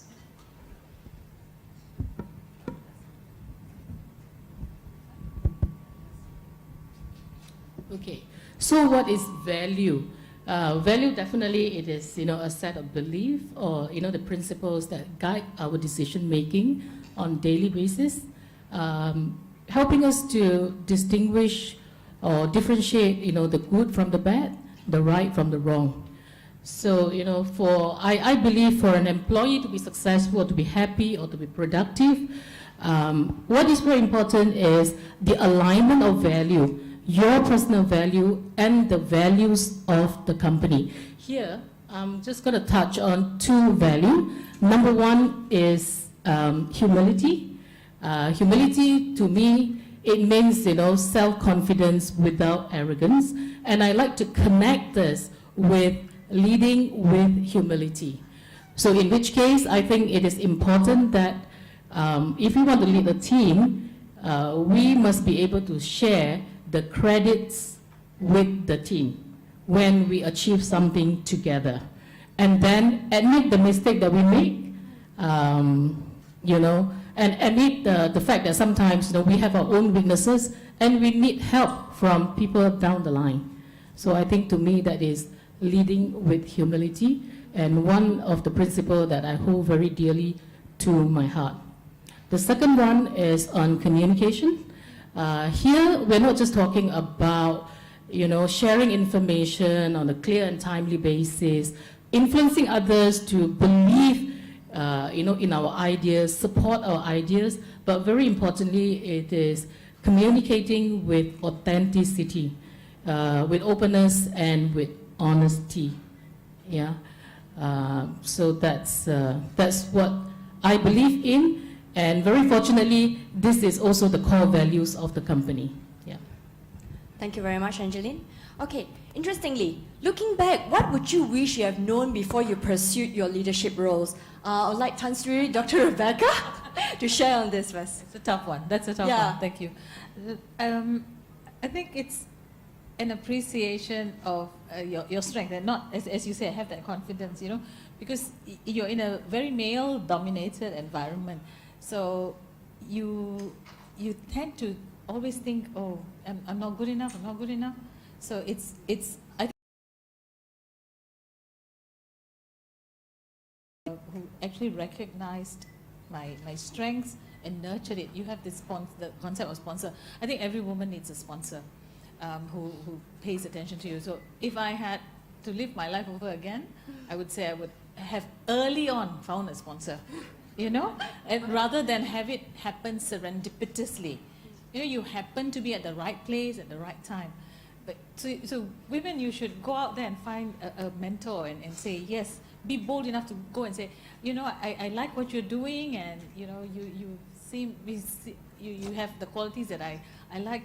Can you help me, do this and that? I think if I had, I would have done it, That's something I didn't, and you hope it happens. Okay. And in my case, I'm blessed enough to have it happen to me, But yeah. Okay. And Dato' Kong? You're asking me what what would you wish you have known before you pursued your leadership roles along the way, along your leadership journey? Along the same lines that what Dato' Rebecca said, but I've never thought that I had a mentor. I really, or rather a sponsor. I've never thought I had one. I always believed that be very good in what you do. Put in the effort and continue plowing along, not get distracted along the ways as you worked. And I was lucky enough, there was one man in my organization who believed in me. He was my chairman. He believed totally in me, which I was stunned because he asked me to do a lot of other things, which I thought at that time, women, as usual, we fear that we do not have a skill set.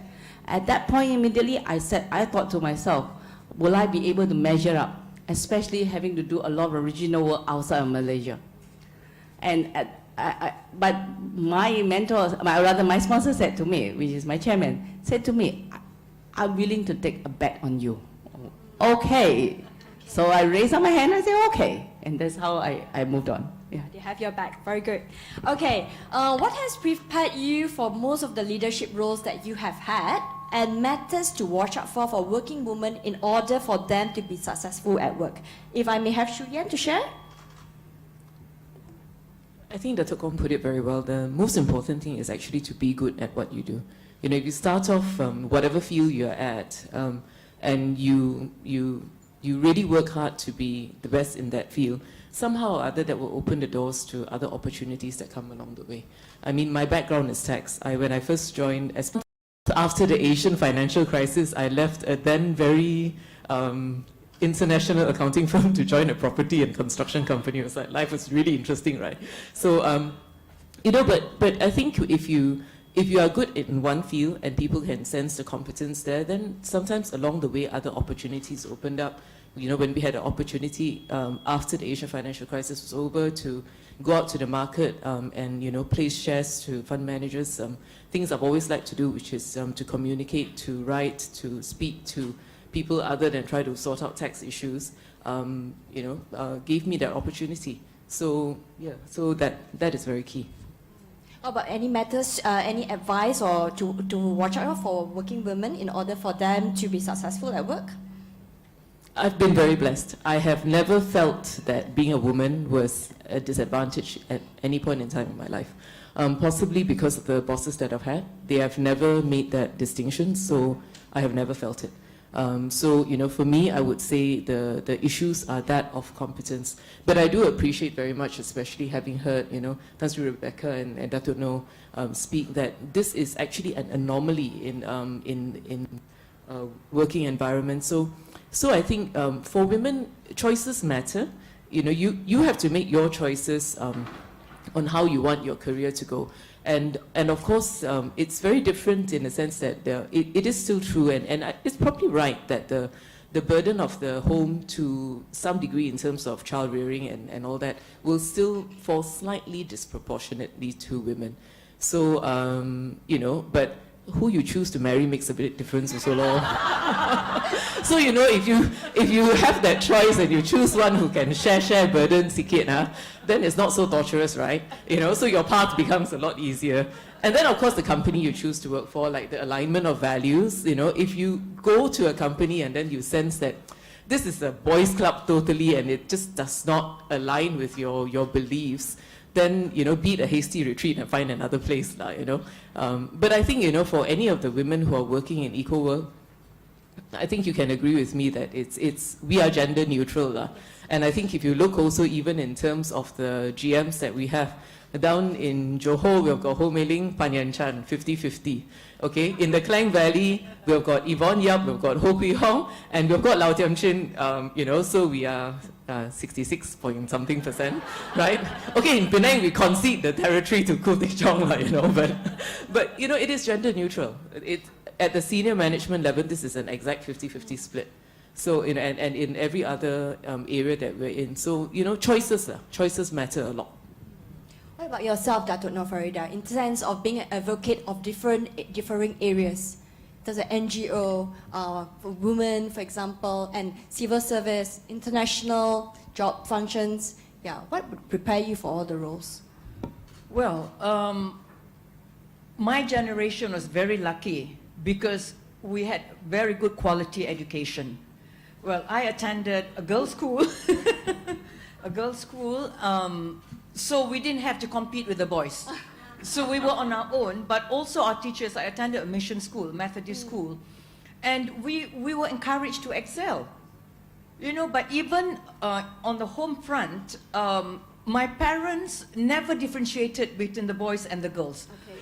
Boys and girls were all encouraged to excel, and even for domestic work, my brothers also had to wash clothes like the girls did. So even from, you know, from an early age, I never had that disadvantage. Okay. So we grew up very confident in ourselves. And even when I attended a boys' school, because I did Form 6, there was a King Edward VII school. The school was very famous for rugby. Of course, I didn't play rugby, we played netball. But even then, we were very lucky. We had teachers who encouraged both the boys and the girls to excel. Because of course, you know, if you do well academically, it's a credit to the school. So there was all this competition. So in that sense, I was very, very fortunate in my early life, you know, not to be burdened by this, well, by the gender stereotyping. Okay. Angeline, if I may, to add on to the second question earlier, so would you be able to share what other matters to watch out for the working successful women? Okay, I like to quote this, borrow this quote from Sheryl Sandberg. In her book, she talked about the tiara syndrome. A lot of women in the organization actually expect that when they put in their efforts to work consistently, contribute significantly, one day their efforts will be rewarded. And someone is going to bring the tiara and put it on their heads.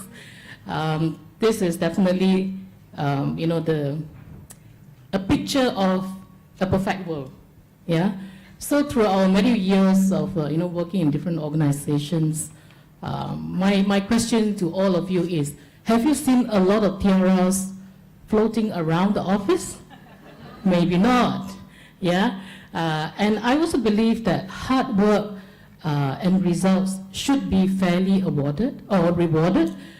So if this does not come true, what do you need to do? I think like what Dato' Kong has shared, step up, Maybe it is time for you to advocate for yourself. Self-advocating becomes necessary sometimes. And part of our teaching in this workshop called Managing Upward, we always use this interesting video, which we extracted from the Harvard Business School. Toot your own horn. What it means is, you don't have to, all the time attribute your success to somebody. If the credit is yours and rightfully yours, claim it. Yeah. So you can actually share your achievement, but not in a boastful manner. It is an art and a skill to acquire. Yeah. Thank you, Angeline. Okay, let's talk about networking. All right. People talk about the importance of networking in business. Okay, so question number one related to that is: what's the most important ingredient for you to establish a strong relationship? And two, where do you draw the lines of being too open while developing relationships? Dr. Kong, maybe? Relationships and networking is actually very crucial. It's also very important for any success, because you can't do things alone. You cannot, you need teams, you need people. So it's naturally easy or easier for men to build networking. So women, on the other hand, tend not to do it. But if you make a conscious effort, I'm one person, I really enjoy interacting with people because I get to learn from them. I like to listen to what they think. I like to see how the trend of thought to arrive at a certain decision or even sometimes their value system. So something that I enjoy building. So meeting up with these people and learning from them and networking is actually very crucial. And keeping them up is something that you do. Now, the other thing is that how much do you share with people, especially, women? Women can connect easily. That's the great advantage in that sense. Easier. Yeah. So, how much do you share? Then it all boils down to your own barometer. How comfortable you make the connection. How have you managed to connect with the other person? That will then tell you yourself what to share and what not, to what extent you share, and what are the things that you would not share. Okay. Okay. I think I think this is well documented. Women don't network as much as men do.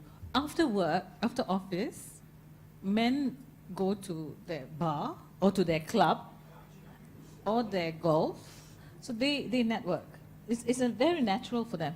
But women, after work, you go home because you've got a family, you've got a second role, you've got another role to take on.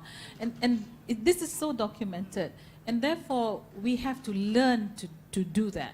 We have to learn to make time, as you said, for yourself, and to network with your friends. And, not just your next door, next cubicle person.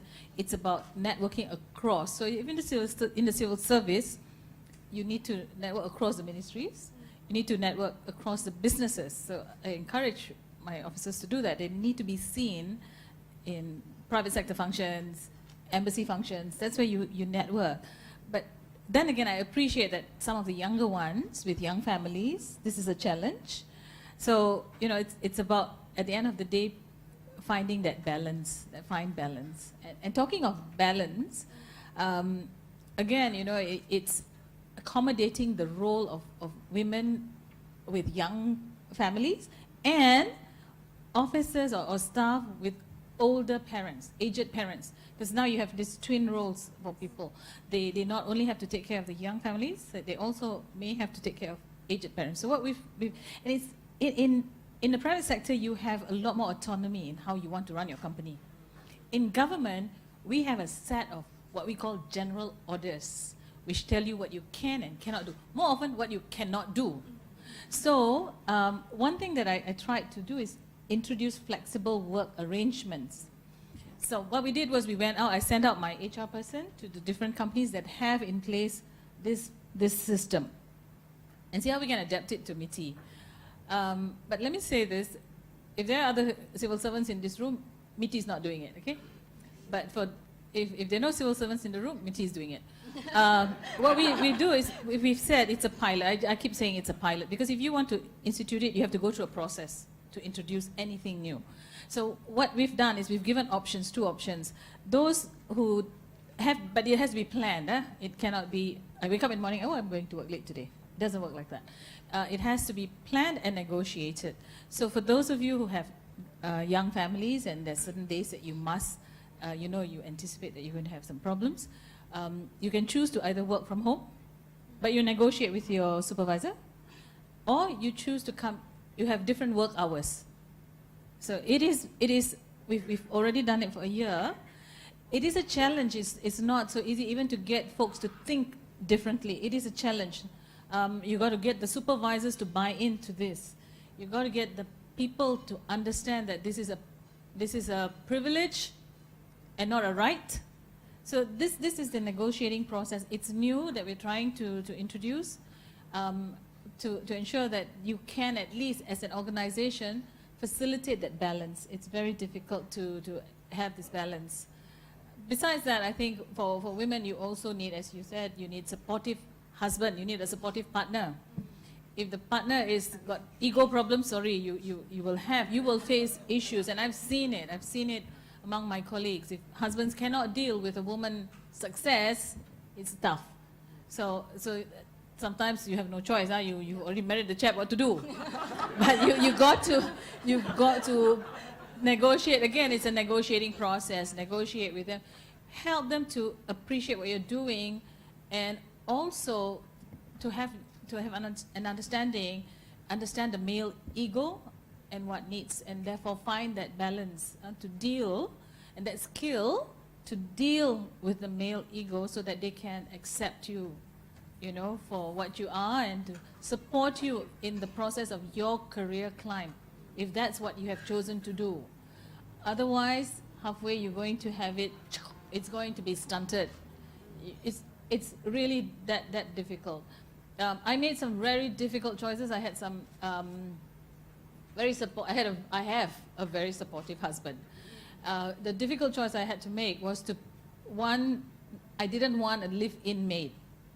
So I had to find someone to look after my daughter for the day. And again, very blessed. I had this wonderful lady who took care of my daughter when I went back to work.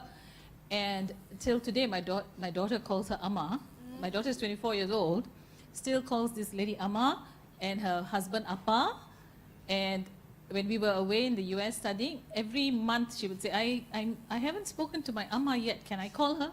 This was the pre-handphone days, huh? So I had to, and even now when she comes back from London, she must, after saying hello to mommy and daddy, next port of call is Amma. So they build that relationship. So in that sense, I'm very blessed.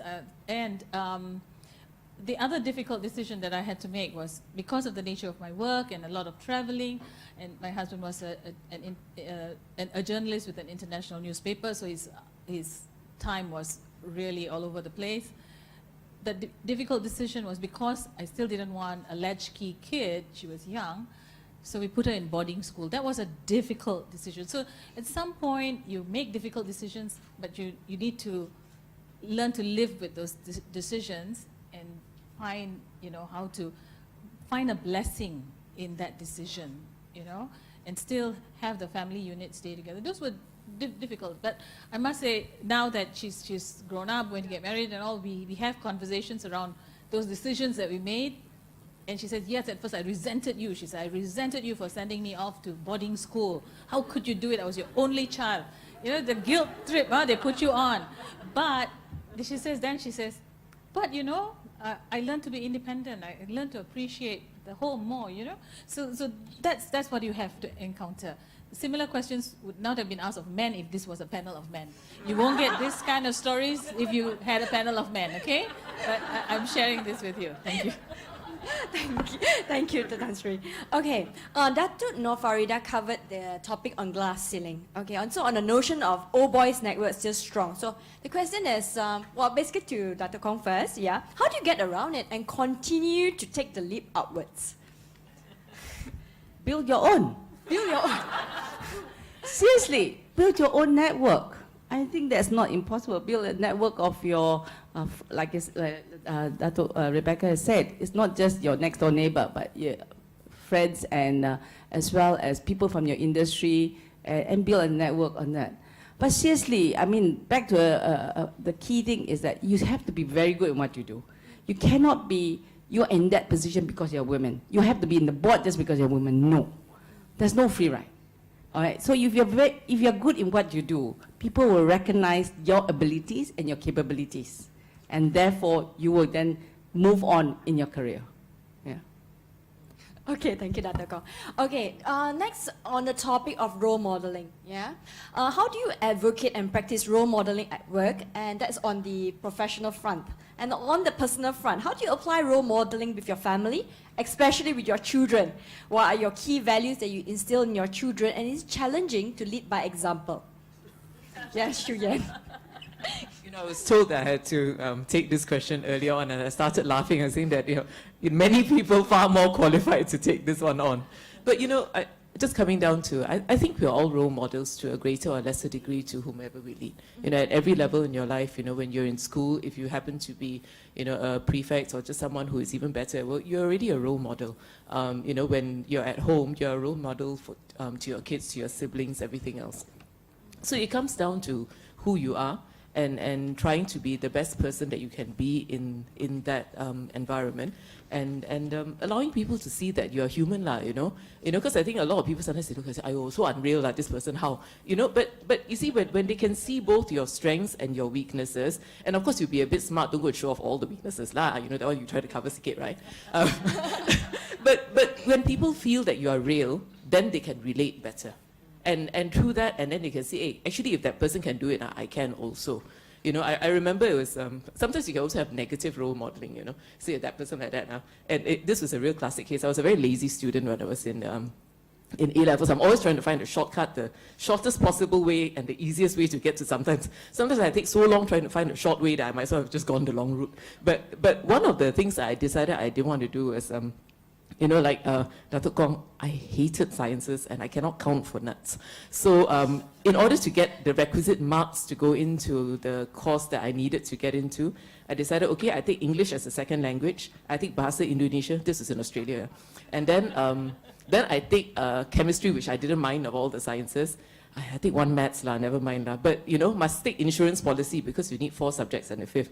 Then I said, okay, I take music, practical, can do. Okay, so did all that, right? And the reason I took music, and thank God I did because I failed my maths, was because I saw this this girl whom I thought was a really crap pianist, and I said, if she can do it, I can do it. So, you know, you can get your role modeling from a variety of things. But, you know, coming down to kids, my kids are still very young. I think I will allow Datuk Kong, who's raised some wonderful children, to just put that through. But what I do try, especially for my daughter, is to teach her the Spider-Man Uncle Ben mantra. With great privileges, and, you know, a lot of our kids are highly privileged, comes great responsibility. So, apart from that, ask me in 10 years' time whether I've succeeded. Thank you, Shu Yan. Okay, a question to Angeline, please, if I may. Which would you prefer, being a charismatic or a visionary leader?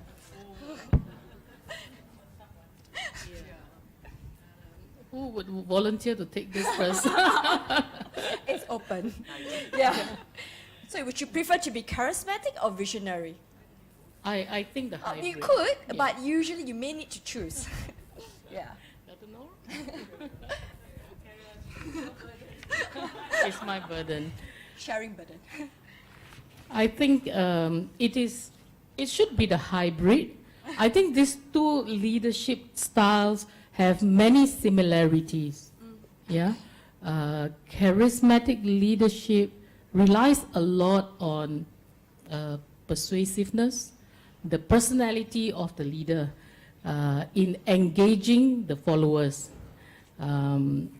Basically, a charismatic leader, when you talk about charismatic leadership, I think the names that come to your mind will be Winston Churchill. Winston Churchill, a political leader. So, you know, he is an outstanding orator, a very outstanding orator. So he was the Prime Minister during the Second World War, Prime Minister of England during the Second World War. So I think England was seriously under attack, right?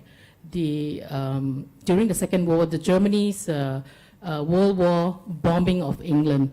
So he was around doing a lot of radio speeches, you know, encourage, you know, the English people to, not to give up. So, you know, these are examples of charismatic leader.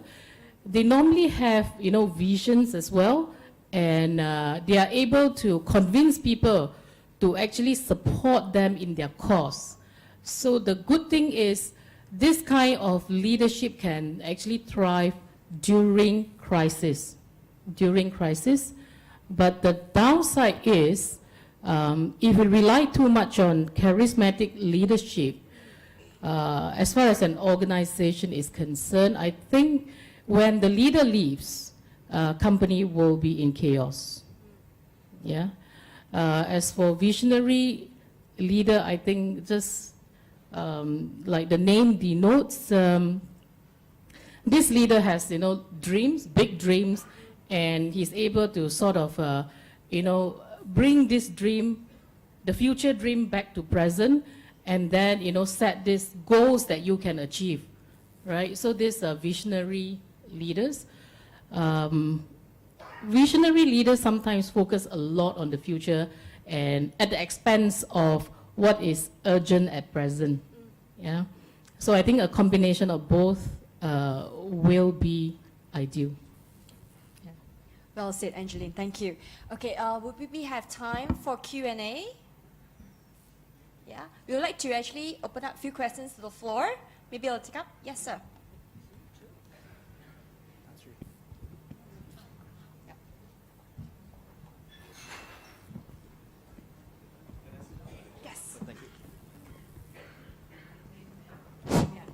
Do you have a specific person you'd like to ask the question to? I'd like to address all of them. Okay. first and foremost, let me say that I'm indeed very pleased to be here. In fact, when I was informed that Ecoworld is organizing a women's summit, so I decided to cancel all my other appointments because I want to listen to the women. I've been listening a lot to the men, you see. Now, one important issue I'd like to address here is this. I noticed that all of you have actually addressed the issue of integrity. You have emphasized again and again about integrity as a value, an important value that has to be embraced. Now, what concerns me today is the fact that integrity and ethical values today have become a very rare commodity. Now, I say so because, with the increasing number of cases about this CBT, whether happening in the public sector or in the private sector, on the increase with corruption and so on and so forth. Now, I would like to know, for example, from all members of the panel, now what more do you think that we should do to promote integrity in the country? Integrity that cuts across all races, that cuts across all communities, both the public and the private sector. Now, the second question I'd like to bring up here is this. I've heard so much about other values. In fact, Angeline talked about humility, communication, and the others have spoken up on what they consider as important values. But there is one value which I think is also very important, and that is caring values. I think we need to have more caring employers. We need to have more caring employees who also care for the bosses, and the bosses caring for the employees. Now, I am of the view that adopting caring attitudes, having a caring culture, is indeed one very important aspect, I think, when we talk about value system. And I would certainly like to hear members of the panel as to what they feel about this. Thank you. Yes, a question at the back. The lady at the back. Hi, my name is Jessica. I represent Lenin in Malaysia today. And my question actually goes to Dato' Kung So Yilin, because of the fact that in one of your slides you demonstrated how the biggest burden for gender diversity at the top level management in corporations is the double burden syndrome, which is not a surprise given the fact that it's literally, figuratively impossible for women to do and be everything. Right, like lead an amazing, ambitious career while taking care of their kids, doing the housework, being an amazing girlfriend, and so on and so forth, which is related to the myth of having it all, right? So at Lenin, driven by Sheryl Sandberg from Facebook, we believe that as much as it is important to empower women to lean in at work, it is important to empower men to lean in at home. Now, it's interesting that you all laugh, because this is actually something that's happening in many economies around the world, and the success speaks for itself. And if Malaysia wants to achieve its Vision 2020 and become a developed country, it will not succeed without harnessing the full potential of women. And we cannot do it alone, we have to do it with men, which is why the conversation has to be an inclusive one. So I'm interested to hear your thoughts around that, around empowering men at home, and how can we really integrate this so that we can do it together as opposed to doing it on our own. Thank you. Okay, it's a very interesting question. This is something I've always pondered all along in my career. But in the end, today, if you ask me whether your professional and personal goals are attainable, and I will say, yes, it can be attainable. Like I said, there's some trade-offs. You have to make priorities. What you have to make priorities in life. The trade-off is the priorities that you make in life. You focus on what is important to you in your professional life, as well as a career, as well as your personal life, and you work on that. The other key thing is also your communication. One of the most important institutions on earth to me is actually your marriage, your family, your marriage. Even as a career woman, never neglect your other better half. all right? I still call them the better half. You have to work along with them. They need the tender loving care.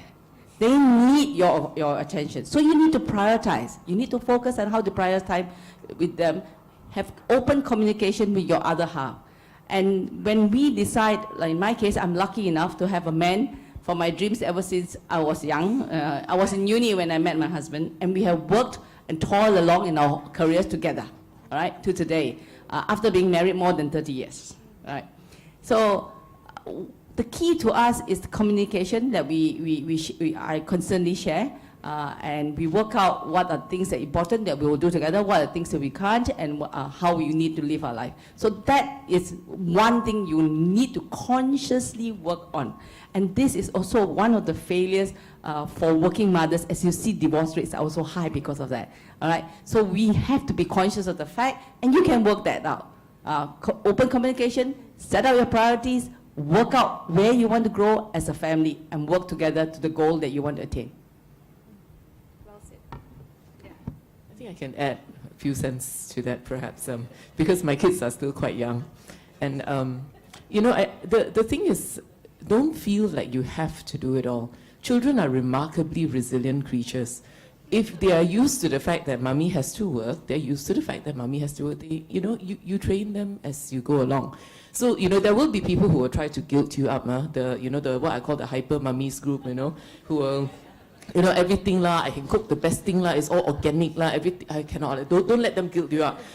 You know, and those who will say that you have got to breastfeed, like for don't know how many donkeys months into what's this.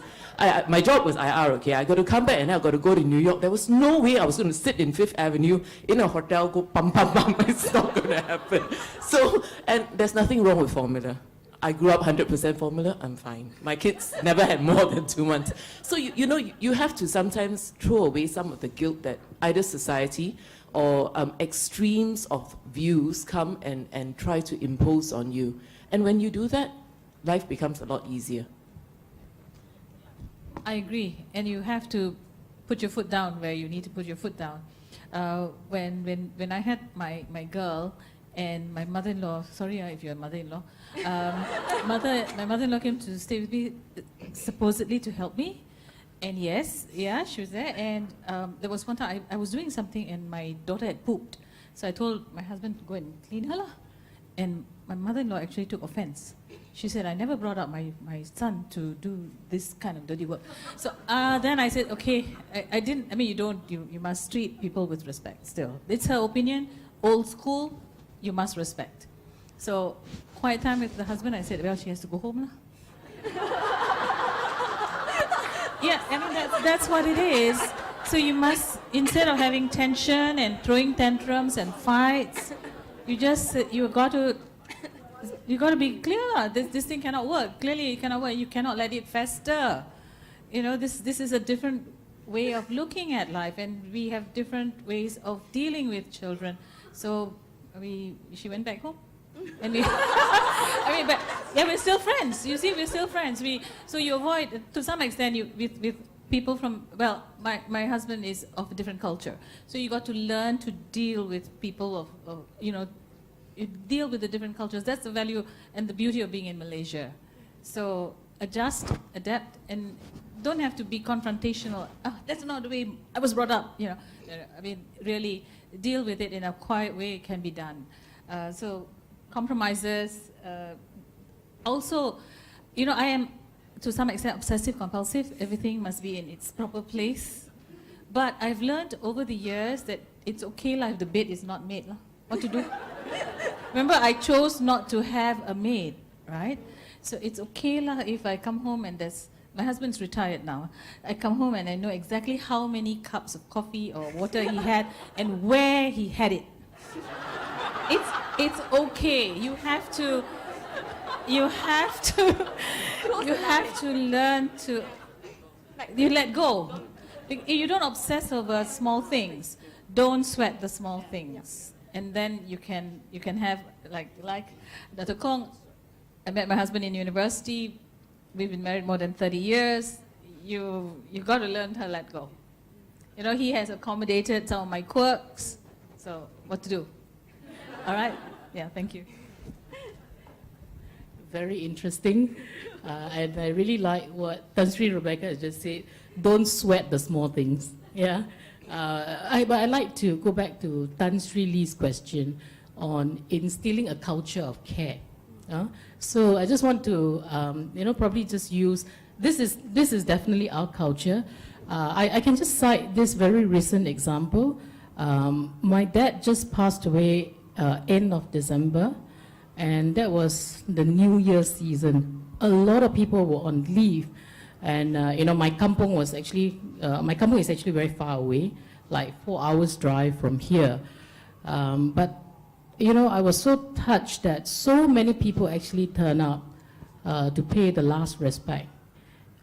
This is the last thing that I expect people to do during the holiday season. Yeah, and this is just not unique to me. When we have colleagues, whose family members pass away, we actually share their grief. This is part of our culture. If you talk about care, I think this is very fundamental. Yeah.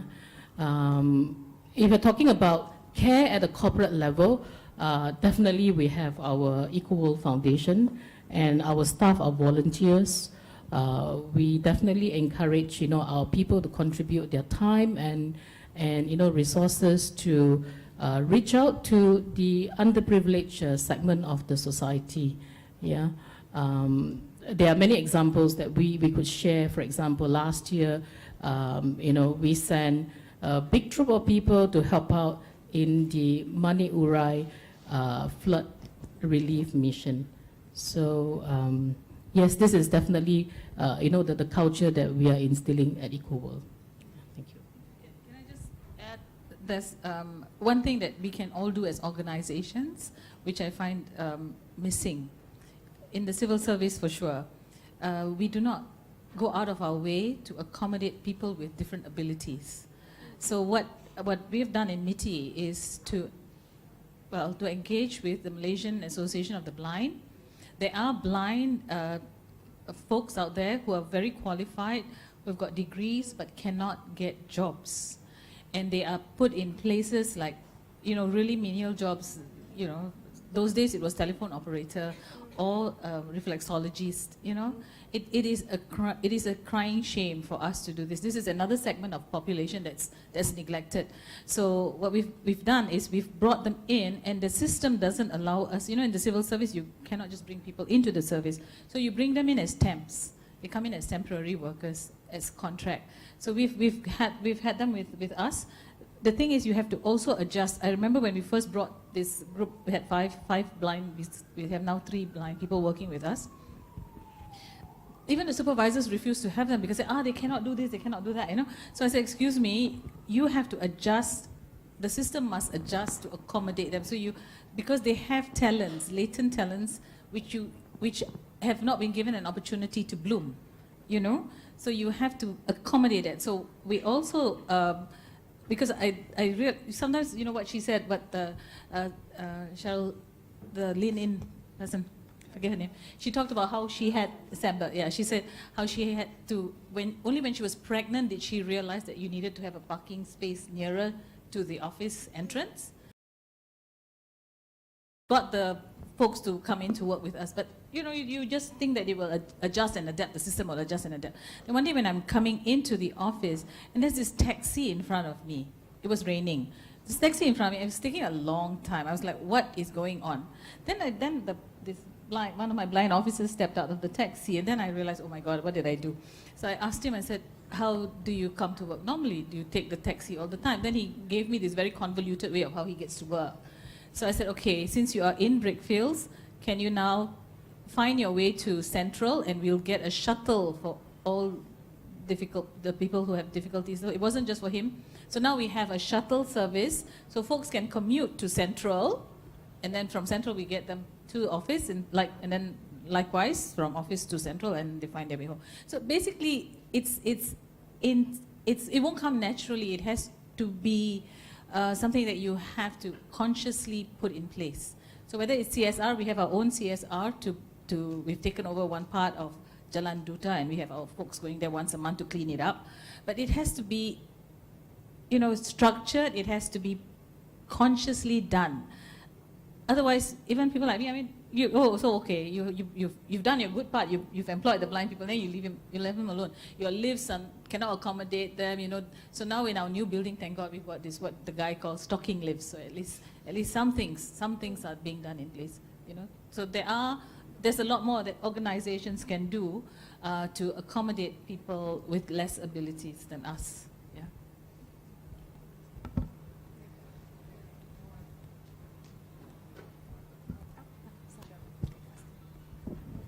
Final question? Yeah. Good afternoon. I'm Gidget from Foroni. Yeah. Nice to actually today have this panel discussion. In fact, I would say that because you're considered as very experienced senior leaders, right? So now we have Gen Y and millennials born until another 5 years they'll join into the business world, right? So in the way is that as we are the senior and experienced people, how do we cultivate them? Because they have their own set of values, their own set of thinking is different from what we are today.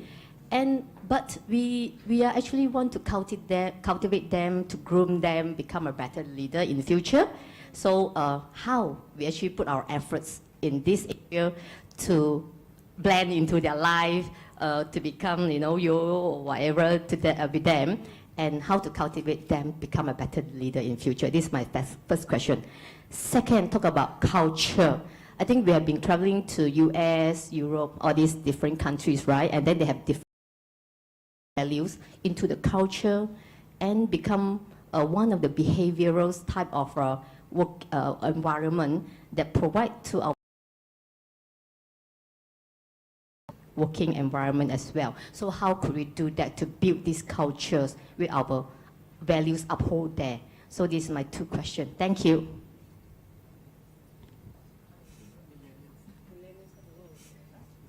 How do you encourage them? I'll just start and then we'll just pass on. I think people are people. And whether a person is a young person or millennials, whatever, there must be certain basic things that one holds true. Things that, Tan Sri Rebecca has shared earlier about transparency, or, in integrity, just resilience, push, drive, all these things, grit that Datuk Kong has said. These things are universal, and I think they will cut across age groups and across generations.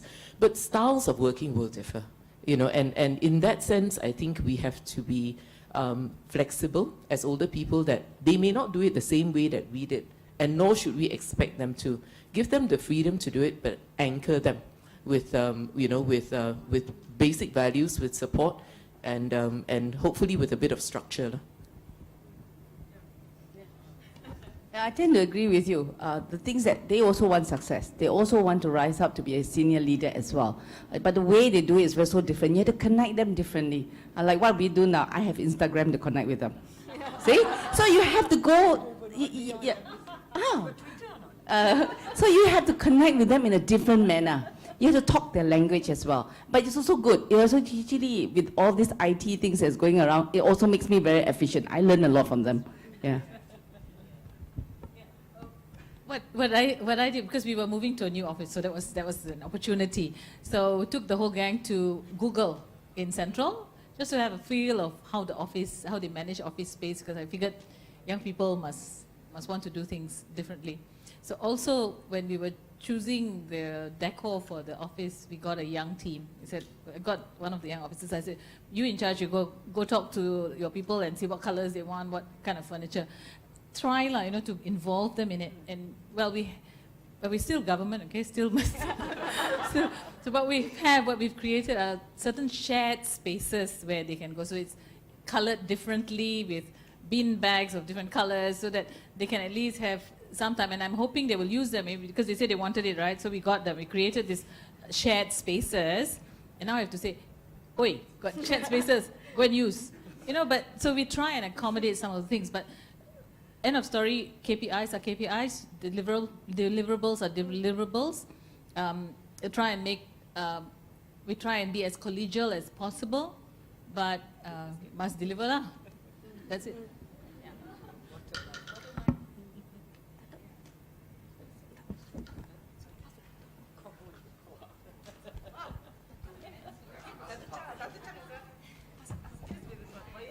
We always have to ask tough questions because we are asked quite a lot of tough questions during AGMs.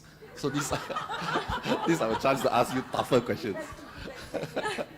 Maybe for Tan Sri, actually I met Tan Sri 10 years ago. We were in a 5-day course module, and Tan Sri swept into the course half a day late, and she left 1 day early.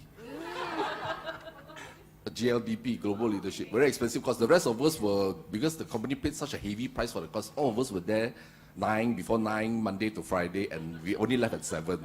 But she came in half a day late and left 1 day early, and she made it look like that was the correct way to do it. So Tan Sri always had this aura about her, even those days, 10 years ago. So we want to know whether was Tan Sri born with the Force, or the Force came with you later, or was there a breaking point where Obi-Wan came to you and said, come with me? That's my question to Tan Sri. And to Dato' Nor Farida, you were an ambassador for many years. Was it easier for Western men to accept women leadership, or is it easier for Asian men to accept women leadership? Or Asian men more submissive as compared to Western men? That's the question. And for Dato' Kong, you have 40,000 people listening to you in CIMB. So when you go home, who actually gets to order dinner? Those are AGM questions that we need to know. Do we answer that? Yeah, okay. Yeah, that course that we were in was Bank Negara's program. I was called in at the last minute. You know, they wanted one from the civil service and they wanted a woman. So, okay lah. But so I had to adjust my schedule. It's all about balance. So, but during the time I was there, I was very good, right? I was very active. Yeah. No, the thing about me is that from the time I was young, there was something I wanted. I wanted to be different from the settlement that I was growing in. I wanted to transcend that background. Huh? So I was the first girl, I was the first person from that settlement to go to Form 6. I was the first girl to move it to graduate from that settlement to come from. So very focused on what I wanted to achieve. And when I graduated, the deal is you got to go back to Malacca. If you cannot get a job in KL, you got to go back. That was the deal. That was my father's thing to me. So I needed to get a job. But I graduated in English literature. So what could I do? I went and I sat outside the office of the late Nordin Sopi, Tan Sri Nordin Sopi. I sat outside his office. You know, he was in Straits Times. He was the editor-in-chief then. So I said, I need this job. I said, I need an appointment. I need to talk to somebody who will understand that I need a job. So I sat outside his office. The PA was there. I said, no, he's very busy. He's got me. I said, never mind. Just sit here and wait. So I sat for 2 hours and more until I think he got very uncomfortable. So then I went in and he said, what do you want? So I said, I want a job. That's it. So that's how I started. I started first as a journalist, and then I moved on to government. But it's this thing, like I said, you know, tenacity, you're willing to fight for what you want, and to have your eye on the final goal and work for it. So nothing comes easy. You got to work at it. You got to work hard. But along the way, when I joined service, I had excellent bosses and sponsors who saw my talent and used me in the, used my competence in the right way. So hopefully now I'm finding folks who have that competency and being a sponsor to them also, hopefully. All right. Thank you. Yes, in the civil service, we heard all these rumors about Tan Sri Rebecca, another person being the blue-eyed boy, a blue-eyed girl of the KSN, because they deliver. Regarding your question, Dr. Chang, well, in the West, you know, the feminist movement started early. So by the time, you know, I went to The Hague in 2000, Western men were already used to women, not so much women in high positions, but you know, women sleep and all that. So there was no problem about being accepted by the men. But even the male ambassadors and, you know, amongst the Asian group and so on had no problems, because it's unique in the sense that in the diplomatic service, if you're an ambassador, diplomat, you represent your country. You're not seen as an individual. So it depends on the standing of your country. And at that time, under Mahathir, our country held a very high standing internationally, especially, not so much in the West, but especially among Asian diplomats and diplomats from the Middle East. You say Mahathir, and you know, oh, everyone is sort of, they stood up to attention. And at that time, especially when I was elected as the chair, of the 8th Conference of States Parties of the Chemical Weapons Convention, we were also the chairman of NAM. So that was an added asset to us. So there was no problem at all. And as for Asian men, they respect seniority, and they respect the institution. So it's not so much you as an individual. But of course, you as an individual, again, you have to be able to perform. Otherwise, if you're a lousy ambassador, you're a lousy diplomat, besides tarnishing your reputation, you'll also be tarnishing the reputation of your country. So again, whether you're a man or a woman, the point is you have to perform, you must know your work, and you must be able to deliver. That is the bottom line, as Tante Rebecca says. Oh, you asked me a very tough question. As I said, you cannot treat home as like in an office. In the office, if you work, yes, you may be the boss, but going back home is actually a partnership. We have to treat in my family, we work together and many of the things, but over the time, over years, certain departments or certain roles belong to you, and you just get things done, all right? And like I said, I'm not obsessive over what is not important, but we agree certain things are done by each party, but we also make sure that we have time and activities that we do together. One thing I never forget is every year we will put up the Christmas tree together. All right. We will have family gatherings together and things like, because I work, sometimes you cannot come back and do a quick meal. It's okay to have a nice meal at home with tapao food. It's okay. Decorate it and make it a nice environment, and you can have nice romance at home too. So it's together a partnership. Kok Boon here. I had, listening to all these senior leaders and all that, it was such an enlightening session. In fairy tales, you normally hear of fairy godmother. In this case, I like to be your fairy godbrother, not father, too young to be that. If you have one parting wish, something that's implementable immediately, what would it be? To advocate and to promote gender diversity or to encourage women participation. I'd like to hear from everyone. Oh, that includes Stephanie as well.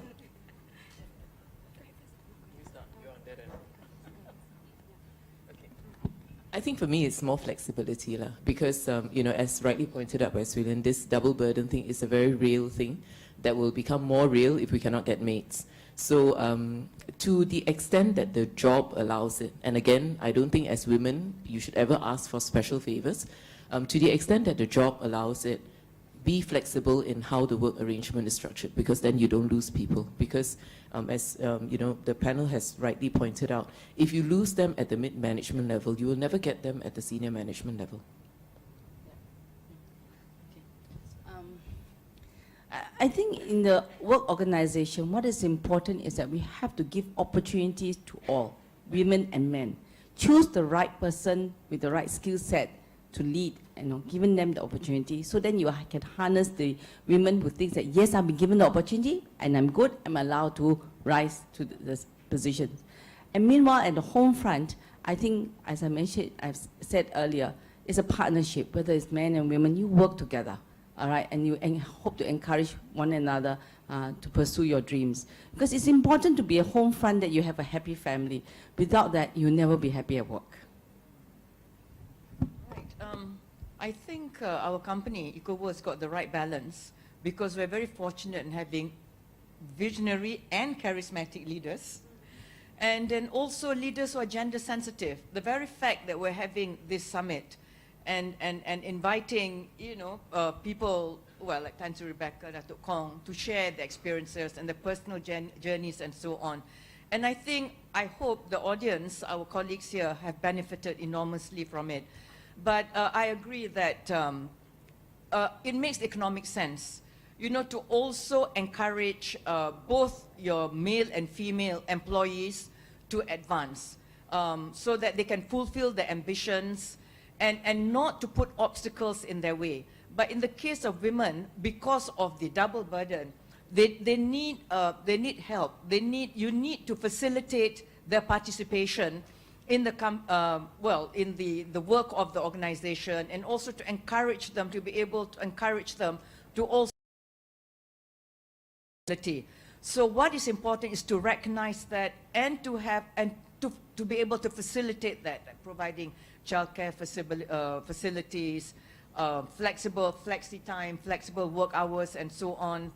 And in the long run, it's not just entrenching a culture of caring and compassion, but as we've said before, you know, a happy employee is a productive employee. Because when you do all this, it's a company which benefits in the long run. Because we shouldn't just think about, you know, making profit maximization, but there must also be that human element, you know, in the policies of the company. Thank you. Thank you. I agree with both of you, all three of you actually. So what we really need to do is to have more flexibility to encourage the women to give their best, because they can give their best regardless. They don't need to be in the office 24/7 to give their best. If it means giving their best, if they work from home, for example, that's okay too. So the flexibility and the recognition of talent and providing that opportunity for those talents to grow. So in MITI, for example, I emphasize this. The strength of MITI is its diversity. It is the most diverse ministry in the Malaysian civil service. And we're very proud of that. And we want to keep it that way. We want to make sure that there is diversity. So to keep promoting diversity, competence, meritocracy, I think that's what should be done. Thank you. All four panelists have said what I wanted to say. Okay, basically I want to talk a little bit about maybe the career ladder. You know, because in a growing organization, of course, you know, there are always a lot of opportunities. But if we decide to be very, you know, traditional about it, ladder, what it means is, you know, there's only one way up, one way down, right? So you're either on it or off it. So here, if we want to give more opportunities to more people, we need to talk about, we need to think about talent mobility, giving a lot more opportunities, you know, for people to experience a different type of job, and also trying to change the mindset of people. When you talk about progression, it is not necessarily upward progression all the time. Maybe people should start thinking about trading seniority for experience, for example, for different experience. So, you know, if this is something that we can implement, you will find that, you know, the top becomes not so crowded. Yeah, so you can trade your career ladder with what we call the jungle gym. Yeah, okay. Okay, for myself, I would say that my company actually extends or practices diversity and inclusion. And for myself, I would believe that it's better. We need to be aware of our strengths and weaknesses, and from there we learn how to grow upwards, whether it is side or upwards as well, and learn new opportunities. Yeah, because opportunities are out there. It's just a matter of getting to know where are you, and the gaps that you need to address, and yeah, grab it. Go and grab it. Yes. I think we have wrapped up for today's session. Thank you very much for the questions and for all your great, insightful answers. Yeah. Let's take the opportunity to thank all the panelists for their time today. Thank you very much again. Thank you all for the great discussions. Ladies, please remain on the stage. Let's take a group photo of the panelists and moderator. We would like to invite Tan Sri Liu, Dato Vund, Dato Chang to come on stage to take the group photo.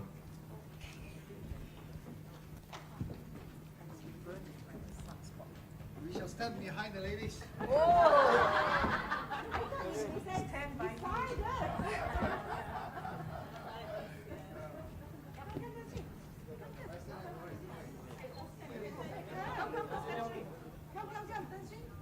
Equal opportunity. Yeah.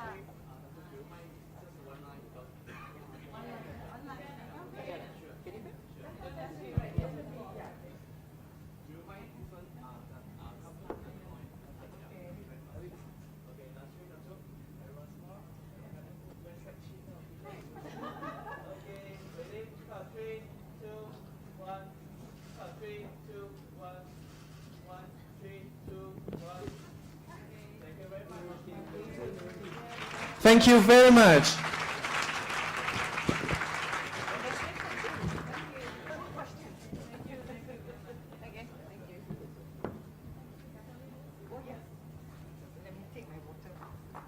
Tan Sri Liu, please remain on stage.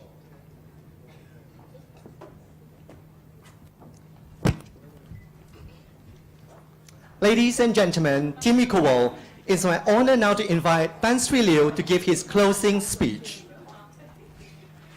I better keep quiet after listening to all the ladies. Well, first of all, thank you so much, my dear lady friends, for coming today and sharing with us your success. And because in Ecoworld, ladies, you can correct me if I'm wrong, we have always given everybody an equal opportunity.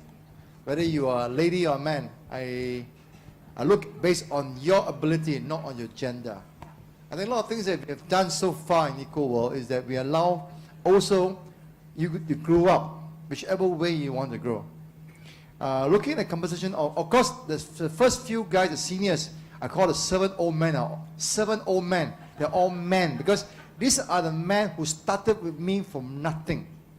And they stick with me from through hell, to thick and hell. They're still with me, that's why they're still up there. As you know me by now, I do not remove people unless you want to go. Right? That's why the 7 top men are still, 7 guys are still men. Okay? But very early on, all of us, the 7 old men of us, recognizes the fact that woman is a source of power for us. Okay? For my own personal input to all of you, especially to Ecoworld staff, yes, I want women to move up, but I also worry about your happiness. Right? Not every woman can cope with this kind of pressure.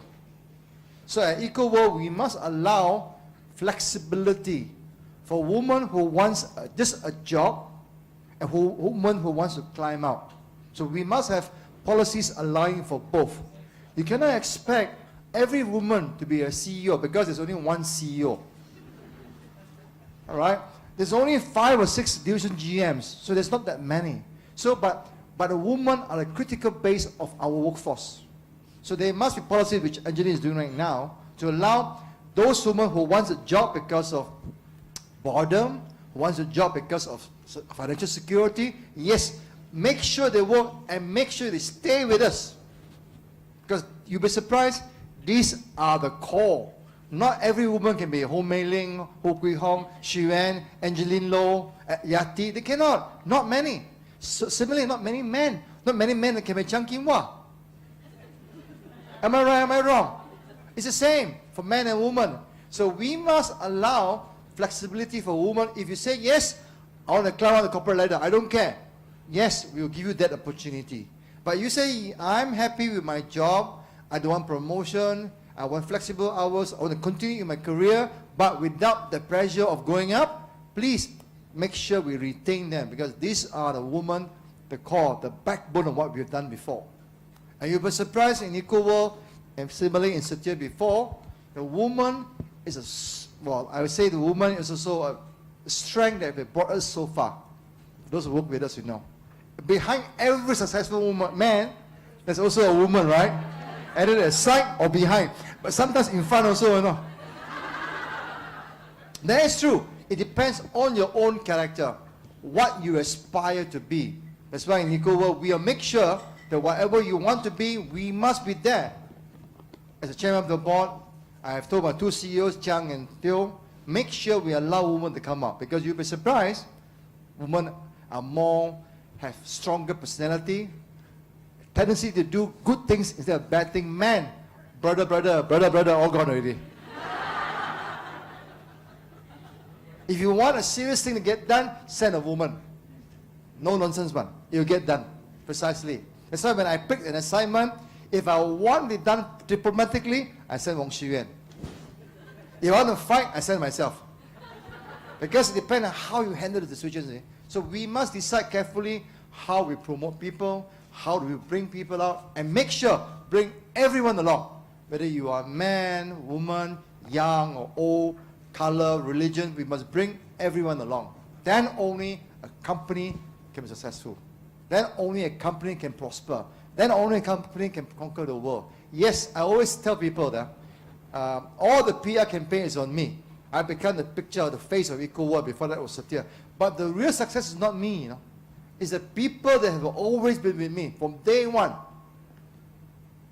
Jermaine, when I first started my career on my own, I said, wow, what kind of company I want to be? I said, the first person I thought of to train my people was Jermaine. For you those who know Jermaine, please stand up, Jermaine. Jermaine is a consultant with Citibank. She's the one I said, Jermaine, make sure my sales team, my people are like her. Dynamic, strong, aggressive, yet polite, diplomatic, and get things done. Jermaine, I used her for a long, long time to make sure that, so she was the one who did all the initial donkey years for me. Making sure all of you behave yourself and yet work for me. But as we go along, we're lucky because I got Ho Mei Ling in Johor, I got Ho Kui Hong in Klang Valley, I got Yati. Yati was my chief marketing officer, now she's head of sales in international. So all the ladies came along. Wong Xu-yuan, I said, no, it's very good. She's my Kau Team lady lah. Anything is difficult, I said, Wong Xu-yuan, Kau Team one. So the younger ones, young ladies, I'm no longer the CEO. Chang Kim was a woman CEO, or a younger guy comes out, or a lady comes out. But you must develop enough people with diverse skills to grow forward. On your own, no way, man or woman. No way, man or woman. You have to develop a very strong team. Very strong team. And it's good to have check and balances. So I look at all of you sometimes. I keep on asking Chiang Kim Hwa, who are the young, promising women? And of course the men. Equal opportunity. And then we must train them. The engineers, the architects, the accountants, must train them. Make sure, like Xuan said earlier, they don't drop off the line. If they drop off the line, they'll never come back. They never come back. And ladies, you must give them time to grow. When they fall in love, head over heels, they may think of other things. But after a while, once they get married, the real world comes back. The real world comes back to you. You want to advance in your career or not? Or you stay, nobody stay forever in love, okay? Becomes a real practical thing, like Celine says. Practical, how you move on, how you achieve things in life. So, to all of you, thank you so much for coming. To my three lady friends here, thank you so much for sharing. And all the best. Team Ecoworld! Thank you for the closing speech, Tan Sri Liu. Tan Sri, would you please remain on stage? Now, we would like to present the token of appreciation. First, we'd like to invite Tan Sri Rebecca up on stage.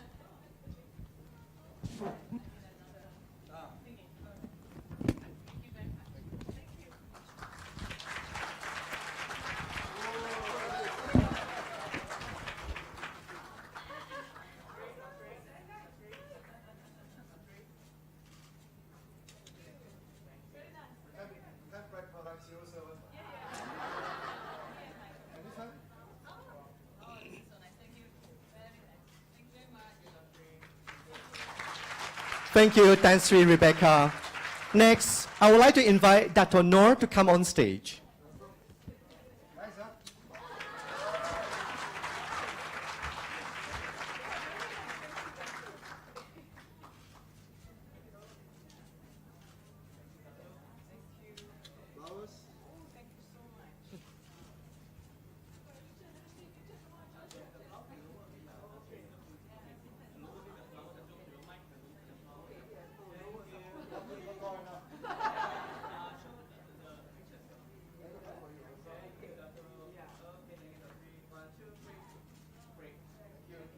Thank you, Dato' Nor. Can we please get Dato' Kong Swee Lin up on the stage?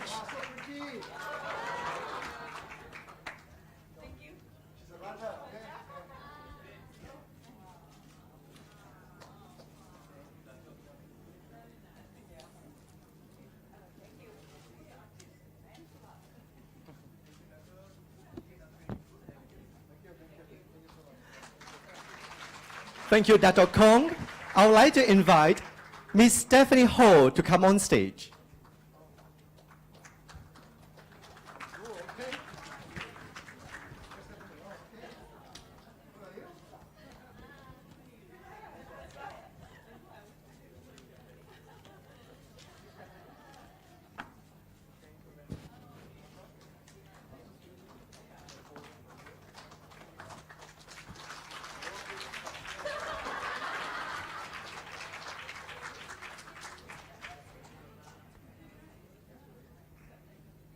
Thank you, Tan Sri.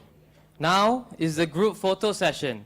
I will kindly invite everyone to please stand up and allow us to clear the chairs. The photo session will commence shortly. Thank you.